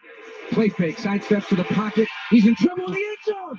He's hit, and the ball flies out of his hands. Coming in, John Alexander on the blitz from corner. Almost got himself a safety. Got rid of the football. Hey, Tom, guess who's on the headset? RD Pal, tight end Cole Kmet. Cole, how you doing, buddy? Good. How you guys doing? Cole, how you there, buddy? Yep. Okay. You there? Yeah. You hear us all right? Yeah, I hear you guys. Thanks for having me. Nice first quarter, buddy. Nice going. How'd it feel? It felt great. Yeah, good little drive there to start. Get going there. Obviously, we need to end with a touchdown, but good progress, and we'll just kind of continue to build from that. Couple of big catches. We'll get to you in a moment here. Under 5 to go in this ball game as Jacob Eason has a back to his left, sends a receiver in motion to the right. That's Karios. Picked up on the play by the nickel. Back to throw Eason from his end zone. Nice throw on a slant. Catch is made, and it's a first down for the Seattle Seahawks here in the fourth quarter with 4:47 to go. Cole, you had a nice loud scream after you made that reception there. Is the excitement of the catcher the early part of the game just to get your teammates fired up? Yeah, just get everyone fired up. I think guys like to see that, and it gets guys going, especially in these preseason games. So a little energy to get the game going, and I think that sparked a little something. Eason throws deep down the left side, but incomplete. Cassis with that first down catch, and they'll start it again with 4:28. Clock is stopped here in the fourth quarter. The idea, obviously, was a short day at the office for the starters. I'm sure you would have liked to play a few more snaps, but 10 plays to points. Yes, you want a touchdown, but how did it all feel rhythm-wise? It's all good. I think we're clicking a little bit better, and, we're just going to continue to progress. So we like where we're at right now, and, we got a little while to go here before the first game, and we're going to make the most of it and keep getting better. Jacob Eason in the gun, takes the snap. Nice clean pocket, climbs it, and then throws it. It's broken up on a pass to the near side. Bo Keys comes in there to tap it away. Cole, did you know you were the primary receiver on that route, or were you the second option, or did you just think, hey, run the route, get open, and the quarterback's going to find me? Yeah, just running the route, kind of using the run game to our advantage a little bit, and, was able to wiggle through and get past the linebacker and create some separation. So that was nice, and it's a good, and just once he has to find me on the run, that's what he does best. Third down and 10 coming up for the Seahawks. Cole coming out with us at the 16-yard line here. Eason, the Bears have been outstanding defensively on third down. 1 of 12 tonight. Safeties are deep. Corners off the ball on the top, near side tight. Snap Eason. Pressure coming from Kamara. He throws to the near side. Incomplete. And again, the Bears coverage from Keys. Cole, your offensive coordinator, there's a hold, by the way, on Seattle. They're piling up penalties. Your offensive coordinator, Luke Getsy, 3 times tonight, third and I'd say medium to long, ran the ball to success. Is this something that you guys are possibly going to enjoy, that angle of third down and a run instead of a pass? Yeah, I freaking love it. We're able to move the ball like that on the ground. I think that's awesome, man. That fires me up. That fires the whole line up, and I know the running backs love it too. Cole, really opens up more pass opportunities for you on first and second down when you keep them off balance on third down like that. Yeah, absolutely. When they don't know when runner pass is coming, that's a big advantage for the Bears. Here's the punt by Dixon, right foot into it. Down the shorter side, coming up underneath it. Des Newsome was run into by his own man, and the Seahawks may have recovered the football inside the 45-yard line of the Bears. They'll uncover the pile, and yes, it is Seattle football. Tough punt, man runs into him. Cole, I know you've been working a little bit on special teams, but in your rookie year, you played some special teams, did you not? I did. So I remember these days, rookie year. They're tough, aren't they?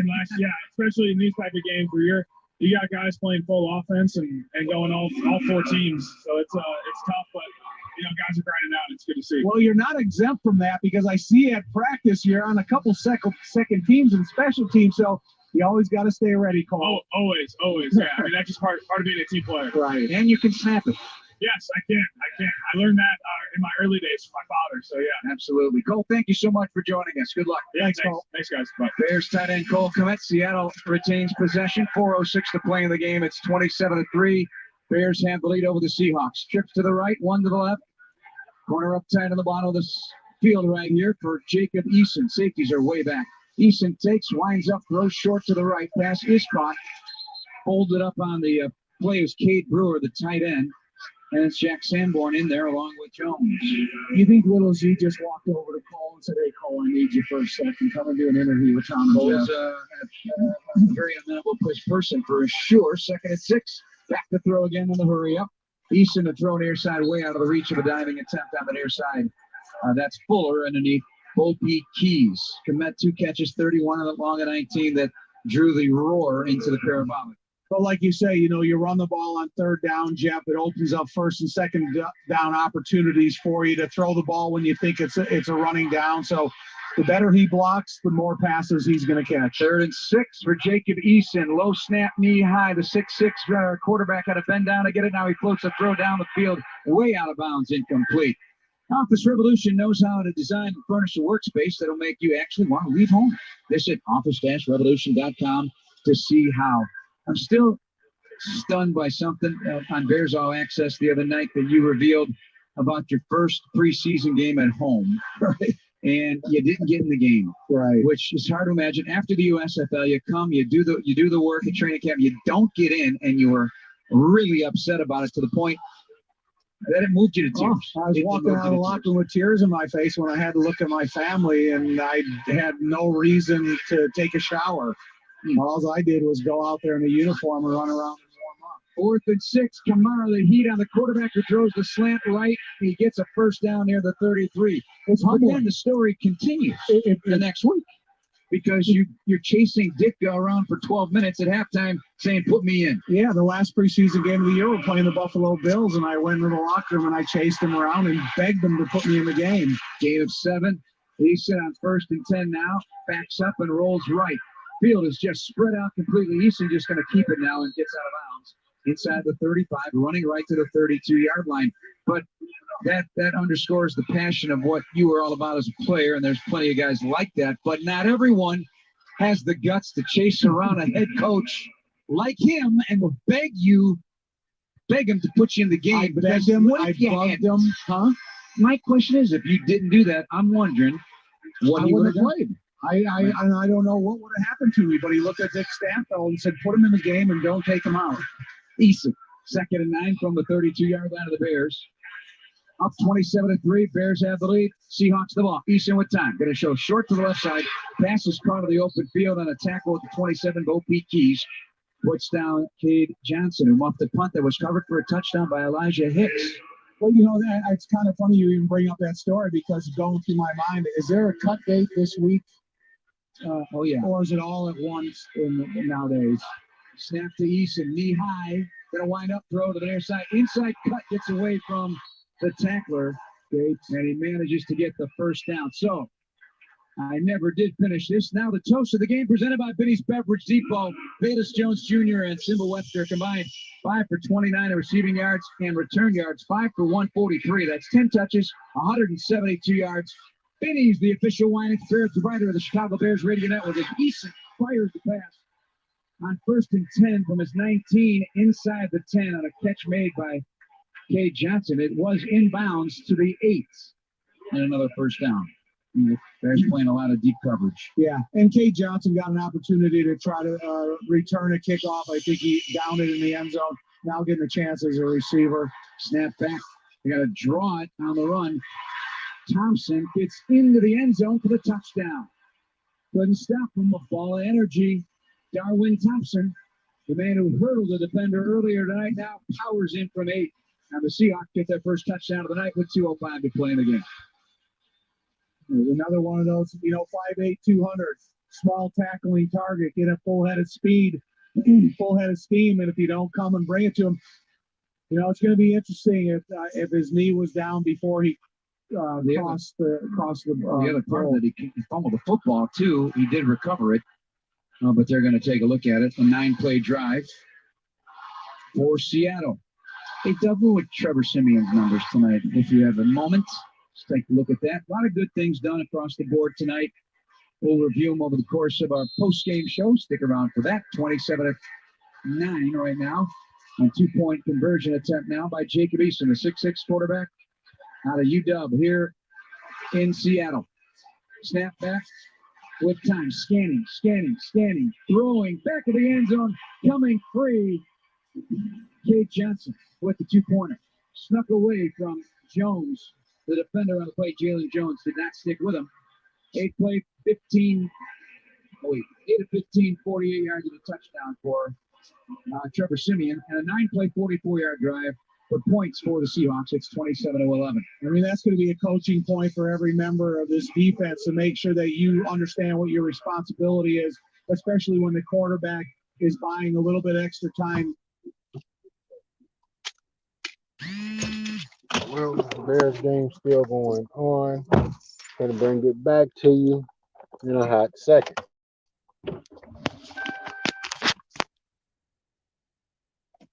And coming Thinking back weather right together now. on the 8th, so wake up tomorrow morning to 780 AM, 105.9 FM, or by listening to WBBM on the Odyssey app.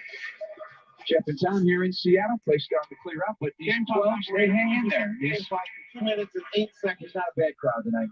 No, you know, this is their first home game. They played in Pittsburgh last week, so a chance for the fans that sometimes don't tickets to the regular season have a chance to come out and support their team in a preseason game.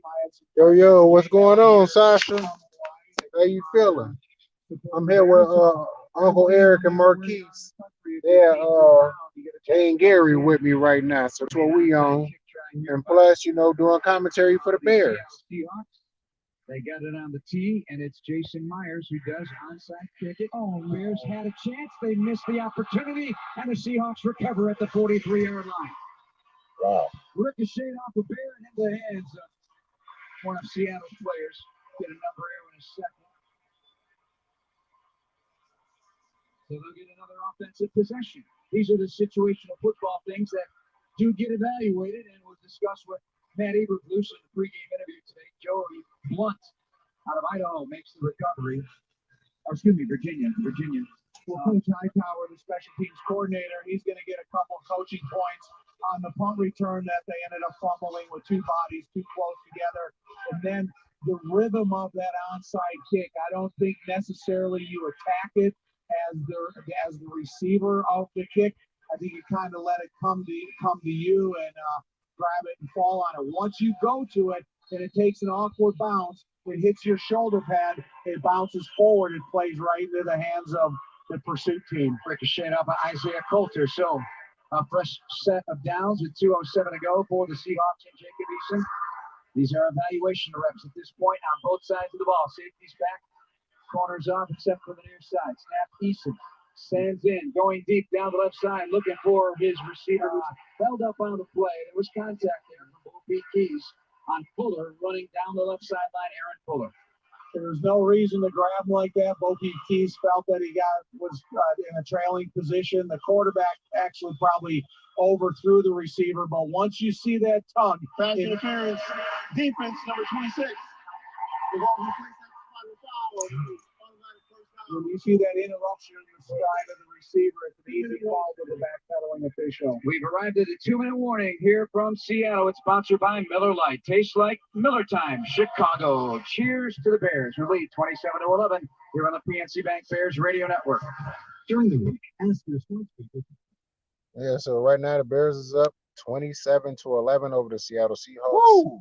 Of course, it is a 2-minute warning, so it's 2 minutes left in the fourth quarter. So the game is just about ready to end.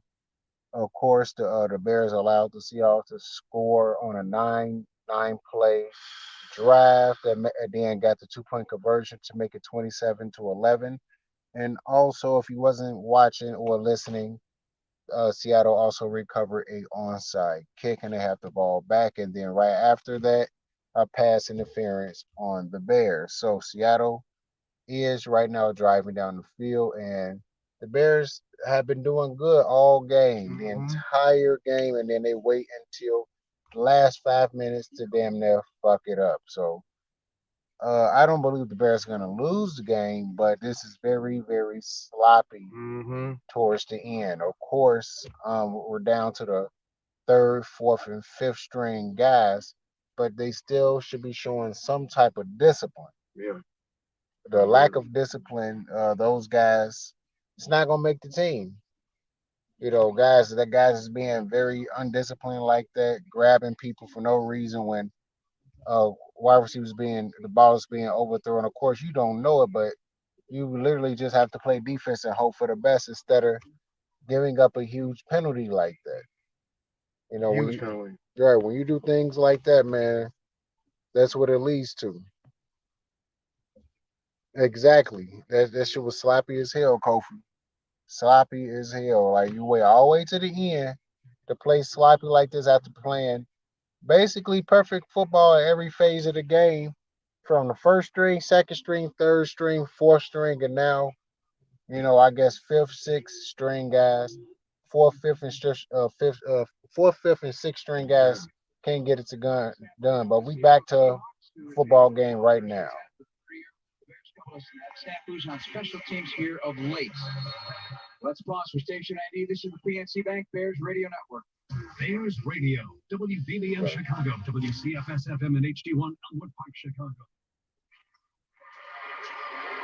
Quick count there, Jeff Joniak. Stick around after the game. We'll go into the locker room, get some player interviews, and I'll talk to Coach Eberflus, then Ron Gleason and Jim Swans break things down on the postgame show. Jacob Easton in it, quarterback with a back to his left. 3 receivers to the right, 1 to the left. Everybody playing deep except for the near side corner. Snap, Easton settles in, launches deep down the left side, going into the end zone, leaping attempt, incomplete left side.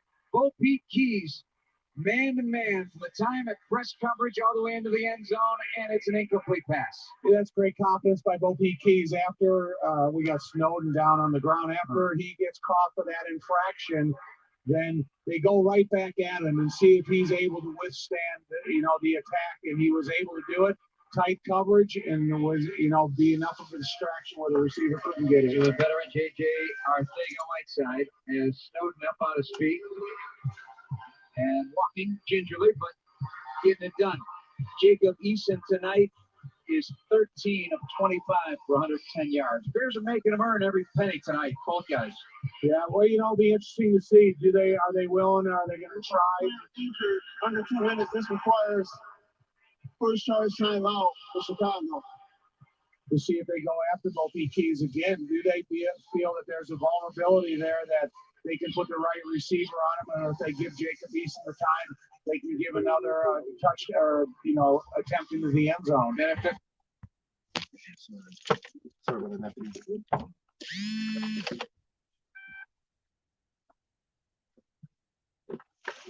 if to the right, 2 stacks of us, everybody inside the numbers.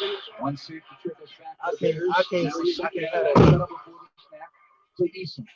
Steps and throws to the side, gets out of bounds, makes the catch underneath Keys. And the catch made on the near side, this time by Cassis again. Second catch of the night for Kevin Cassis.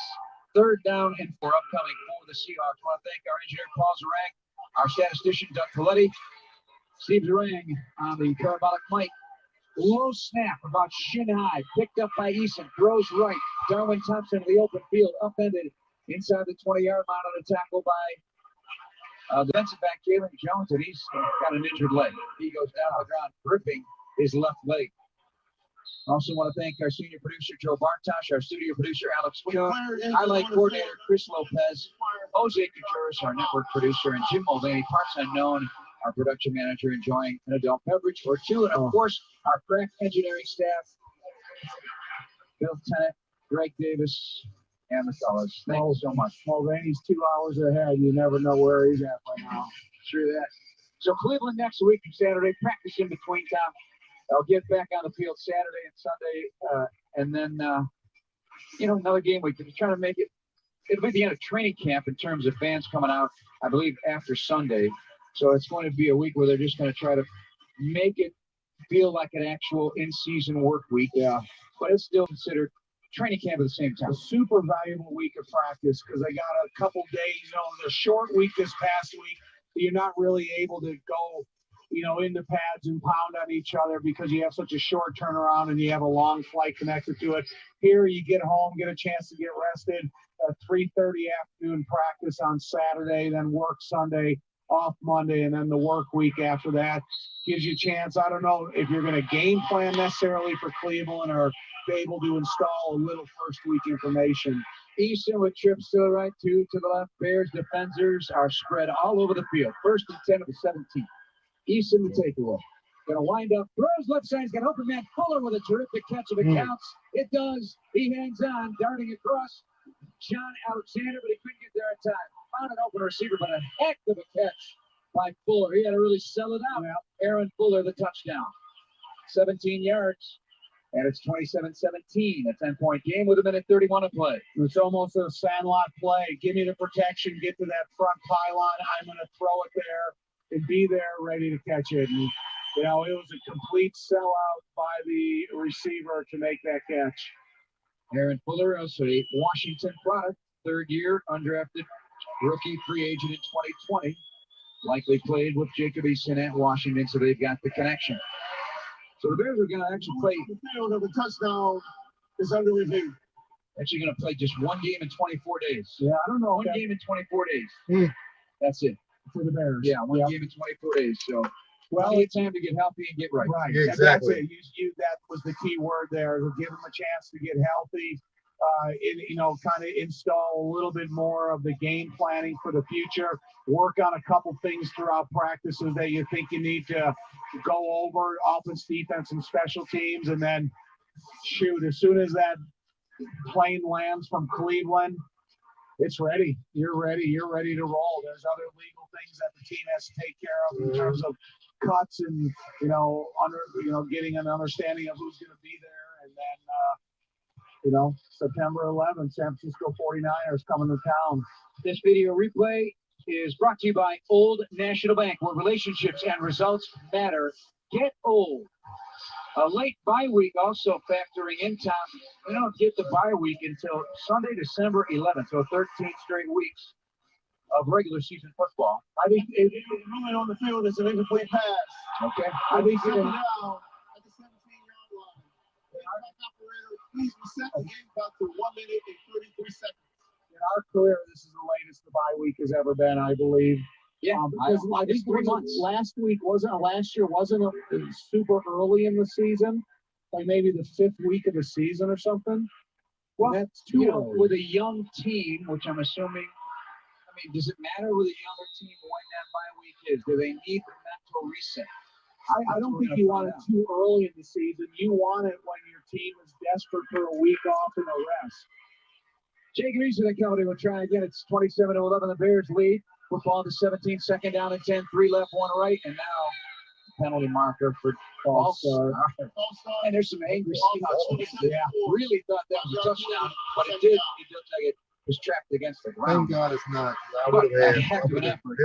They're showing it I'm over locally here, here. man, as hell. Well, maybe not. Maybe Really, it is you the fall national, apart at but the end of the game. there's an anger in Seattle with Seahawks gear on. Not happy. Hey, I love to see her passion. Yes. I love to see her passion in the front row and voicing her opinion. Jacob Eason, the 6'6" quarterback, goes to work. Bears switching out coverages. They're going to line it up. Low snaps, many of them at the 6'6" quarterback. They throw on a slant. It is caught, and then he pivots left, making hay out of sure sign of trouble. And there's a connection there for a positive gain inside the 10. And good work done on the catch and run by the receiver. And that one is Kevin Cassis again. Nice pivot play. They hurry up. 3rd and 2 with 1:09 to go. Eason trying to get him set. Plenty of time to do so in terms of the play clock, but the game clock spinning away. 27-11. Eason takes in charge. Fires a slant, contact for 4, but no flag. Duke Shelley beat him to the spot. There was contact, but Shelley stood his ground. Incomplete, 4th and 2. Twice now while Eason has been in, he's had to remove the receiver because the offensive tackle has to be covered. He can't be the end man on the line of scrimmage. And so is it, in the receivers not knowing where to line up, or is it in not calling the play correctly? 4th and 2. Eason again has to crouch down to get the snap. Throws caught inside the 5. Deontay Harris defending on the play, and Bo Melt makes the catch that stops the clock with 51 seconds. 1st down and 10. No matter how it's happening, special teams and defense, this will be coaching points. The Bears had a big lead tonight, shutting them out 24-0. It is now 27-11, and they're threatening again. First and goal at the 4-yard line for Seattle. Motion man Cade Johnson into the right slot. He's paired there. Play clock to 10. Eason gets the snap in the gun. Pressure coming. Hit as he throws. Incomplete. Kamara coming. Didn't put him down to the ground, but put the pressure on the quarterback. 47 seconds left in the game. We're in the fourth quarter here in Seattle. That was kind of smart by Kamara because he could have hit him and it may have been a late infraction hitting on the quarterback, but he just created an incompletion. Snap to Easton again. He keeps trying that left side. Pass incomplete on the hands of Melton. He couldn't bring it in. And that is a near touchdown. A.J. Thomas defending, but as you said, he's got a missile for an arm. He put a lot of heat on that throw, and Melton could not. I mean, he needed to catch that pass. Right, but I mean, you have to have some touch. You're not going to throw a pass that's 4 yards from the receiver, 4 yards straight ahead, but off to the side, and just be a fireball when he's running full speed. 3rd and 4, Eason brings Darwin Thompson to his right hip. Low snap again.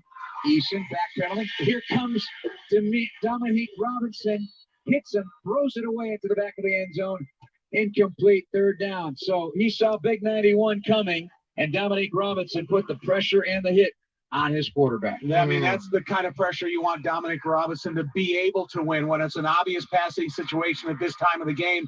You don't necessarily have to get the sack, but you want to speed up the whole process of the quarterback and have him make a pre-anticipated throw that's a little bit off target, possibly could get intercepted. He beat the left tackle, Stone Forsythe. Perfect name for an offensive lineman. 4th and goal, 4-yard line. Bears been sturdy down here, 37 seconds to go. Snap to Eason. Looking at throw. 4th down into the end zone, incomplete. Fuller, the receiver, and the Bears, Bo Pete Keys, stands there and enjoys the view after turning them away. It's 4th down. They turn it over on downs. And the Bears, with 33 seconds left, will leave this town victorious. 27-11, they've got the lead.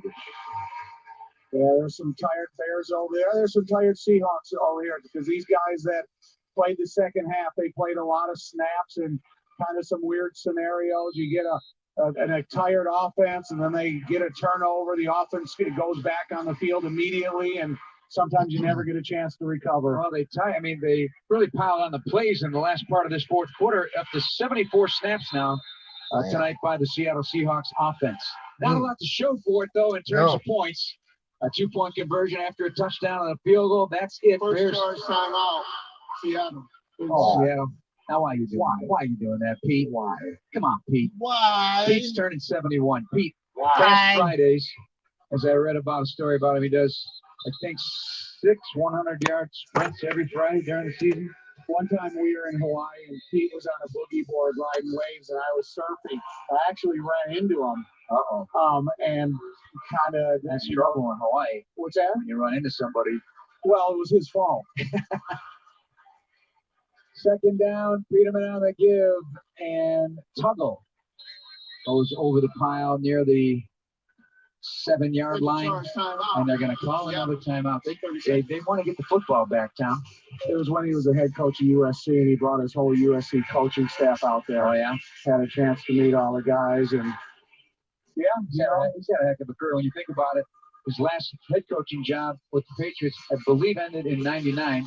He didn't get this one until 2010. Now, granted, he was at USC, but he got a 3rd crack at the NFL as a head coach, and he obviously has done a great job. Yeah. Very successful, Super Bowl champion. Well, went to USC and had a great deal of success that kind of catapulted him back into the NFL. 3rd down and 6 with 26 seconds to go. The Bears are going to run a snap. Peterman on the handoff again. Tuggle just burrows what he can get. And they'll stop the clock once again at 22 seconds. 3rd final charge. Timeout. Seattle. 30 seconds. I would throw a bomb on him. I would throw a bomb on him, get someone behind max protect, and just fling one downfield to my fastest guy and just wish that everybody from Seattle was in a trailing position. That would be nice. Would be nice. Coming up after the game, we'll talk to Coach Eberflus. We'll have post-game with Ron Gleason and Jim Schwartz. They'll take your phone calls as well. And thanks for staying up with us here from Lumen Field in Seattle. The Bears will punt the ball again. How many times tonight for Gill? This would be punt number 8. He's averaged 45.6, put 4 inside the 20 and 1 touchback. He's impressed me these first 2 weeks now. Well, he's going to have a chance here to unload his leg. You know, there's no holding back here. He's knee deep in the end zone, and he's got to get a chance to get one, as you call it. Seattle's got a guy late getting out of the field, just buckled his chin strap in time to get down and set. And he's the edge rusher. Here's the boot by Gill, sends up a wobbler, spinner, and it's caught by DJ Dallas, and down he goes right on the spot. Or did he? Yes, he did. Blow the whistle. He didn't blow the whistle very well. Left some doubt in it. But DJ Dallas, the man. 12 seconds to go. Conversation will once again turn to Roquan Smith.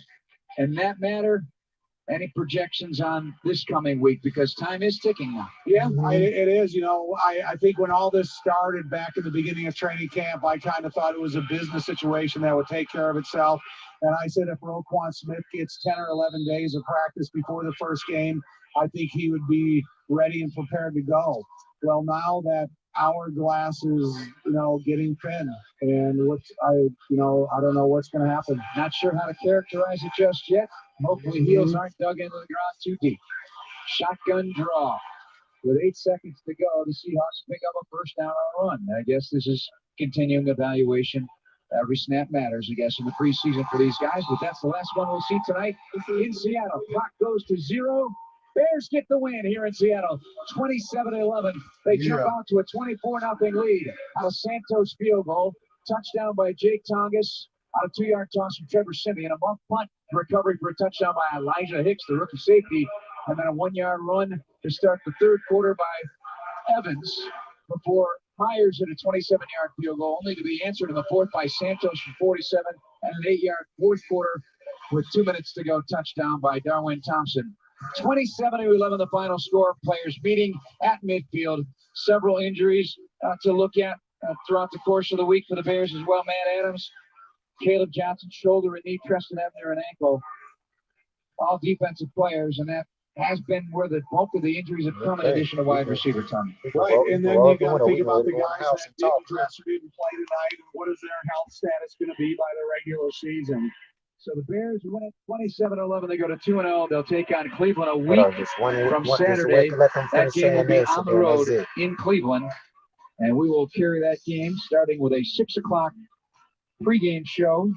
Excuse me, a 6 o'clock kickoff, 5 o'clock pregame show, 5:45 on the network against Cleveland. Deshaun Watson will not be playing, serving a suspension of 11 games, fined $5 million today by the National Football League in an agreement with the Players Association. Tom, take care of this. Broadcast is authorized on the broadcast. All righty. That is it with that. Of course, you can keep that in there. Of course, the Chicago Bears win their game against the Seattle Seahawks. The Bears. Yes, sir. And thank God it's finally over. Like, woo, what the hell? Right, exactly. That game, like it's finally over with.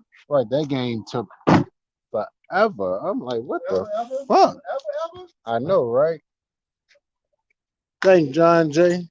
Congrats to the Bears winning another preseason game. Let's hope they do something like that when the regular season starts. Because if not, you know, it's gonna be all bad. Shit, I'm just. They were able to win this game though. It was pretty bad there for a moment. Yeah, fourth quarter they started being sloppy. Very sloppy at the end of the fourth quarter. G.M.F.E. How much did come back over? Well, they scored 11 points in the fourth quarter. Well, I thought they scored another. 24. No, it's 27. 27-11. Right. 27-11. Yeah. Seattle was 8 points in the fourth quarter because they had 3 points already. Yeah, 8 points in the fourth quarter, and almost. No, I think all that came in the fourth. No, I think he was right. I think they were 24-3 in the third. The bottom of the second. No, it was the fourth quarter. Oh shit! It was the beginning of the fourth quarter. When they were 24-3. Yep, all that happened in the fourth quarter. So like I said, I'm happy that the Bears won it. Yes. You know, it's over with. Even though it's kind of sloppy. Yeah, that shit was sloppy as hell in the fourth quarter, you know. That's unacceptable. I hope they don't play like that in the next preseason game. Of course, they're going against the Cleveland Browns for the last preseason game. Also, the 3 on there? Yeah, they knocked it down to 3. 3 preseason games, 17 regular season games. Hey. Yeah, Wow. so they added an extra game. Wow. Yeah, that's how they do it. That's crazy. Yeah, and softer too, so. Way fucking soft. Oh, G, I don't even want to hear that shit. I ain't eat football no more. Not like it used to be. Yeah, I can't tell you that know, much. it's still relevant. Yeah, but we was cracking shit. Yeah. I did it. I got that. Man, But- video man, blasting motherfucker. Yeah. Interception. Getting up out of there. Yeah, but like I said, at least the Bears won the game, you know.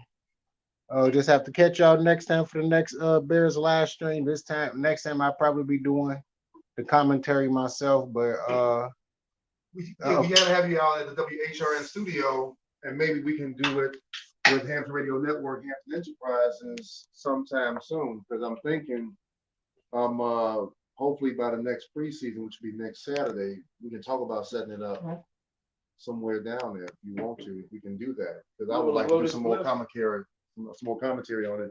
G.M.F.E. PACMAN maybe might want to get in on that too. Yeah. Commentary next Saturday. Depending on the schedule. I just don't try to be it because y'all radio. Because I was just sitting there thinking that y'all radio personalities. I'm not a radio personality. I'm just a motherfucker that's on. I'm a blogger. We're broadcast personalities. Just speak on the name of the game like we've been speaking on it. Shit, I didn't motherfucker play. I gotta catch up on football analysis. All you got to do is just listen to the game, and then speak on what you hear and what you see. Yeah, that's basically what we're doing. That's basically what we're doing. At the end. Yeah, I know, right? Yeah. I already So, know. do you think that's something that you can probably look into, JP, for next week. Saturday? Yeah, absolutely. You know, I can try to look into it and see exactly what's gonna go into it. I know I'm probably gonna have to do some sparring next week, but that's all good. You know, shouldn't much change other than that. You know, just make sure to give me a call so that I end up adding that. Got it. You know, so that we can go ahead and make that happen. And highly encouraging everybody to get on Saturday who can get on Saturday. So we can have a nice crew to talk about the game on Saturday. But a great win for the Bears. I mean, for what it's worth. Yeah, for what it's worth. A new coach. His presence is making a big difference. Justin Fields doing really, really good. I mean, yeah, he did good the first quarter there. Yeah. And also the backup stepping in and stepping up and doing their thing as well. And yeah, other than the fourth quarter, the first 3 quarters looked magnificent. Let's see. Now, I just want them to play a complete game in this preseason. At least try to do that transition over to the fourth quarter in the regular season. You know, play a complete game and then finish out the entire game once it hits the fourth quarter, because of course they can't afford for that to happen once it gets into the regular season and to just fuck up and foil like this. So them to collapse in the fourth quarter is definitely not cool. That collapse in the fourth quarter by the Bears, I think they became too comfortable, JP. They became too relaxed with their 24-3 lead. Well, the G.M.F.E was 24-3, 24 or 24-3. Yeah, 24-3. Yeah, 24-3. Yep, and then in the fourth quarter, Seattle scored 8 points. And yeah, got kind of sloppy towards the end, but we finished out pretty good. Almost had a touchdown. We almost had a touchdown, almost like 27-11. 27-17. Yeah, just after he couldn't hold on to the football. Yeah, it was almost 27-17. So thank God that they ruled that it wasn't. So thank God we're doing them pretty good. Yeah. For this preseason game, and our next preseason game is going to be next Saturday. Next Saturday at 6 o'clock. against the Cleveland Browns in Cleveland. So to make sure to tune in for that as well. And also, don't forget to check out Unc. Unc gonna be on the radio Saturdays and Thursdays all throughout the summer from 7 to 9. The New Age Final Voyage is going to be on WHBK.org and WHBK 88.5 FM in Chicago. It's a nationally syndicated show. It started out in London Radio here in Chicago back in 2016.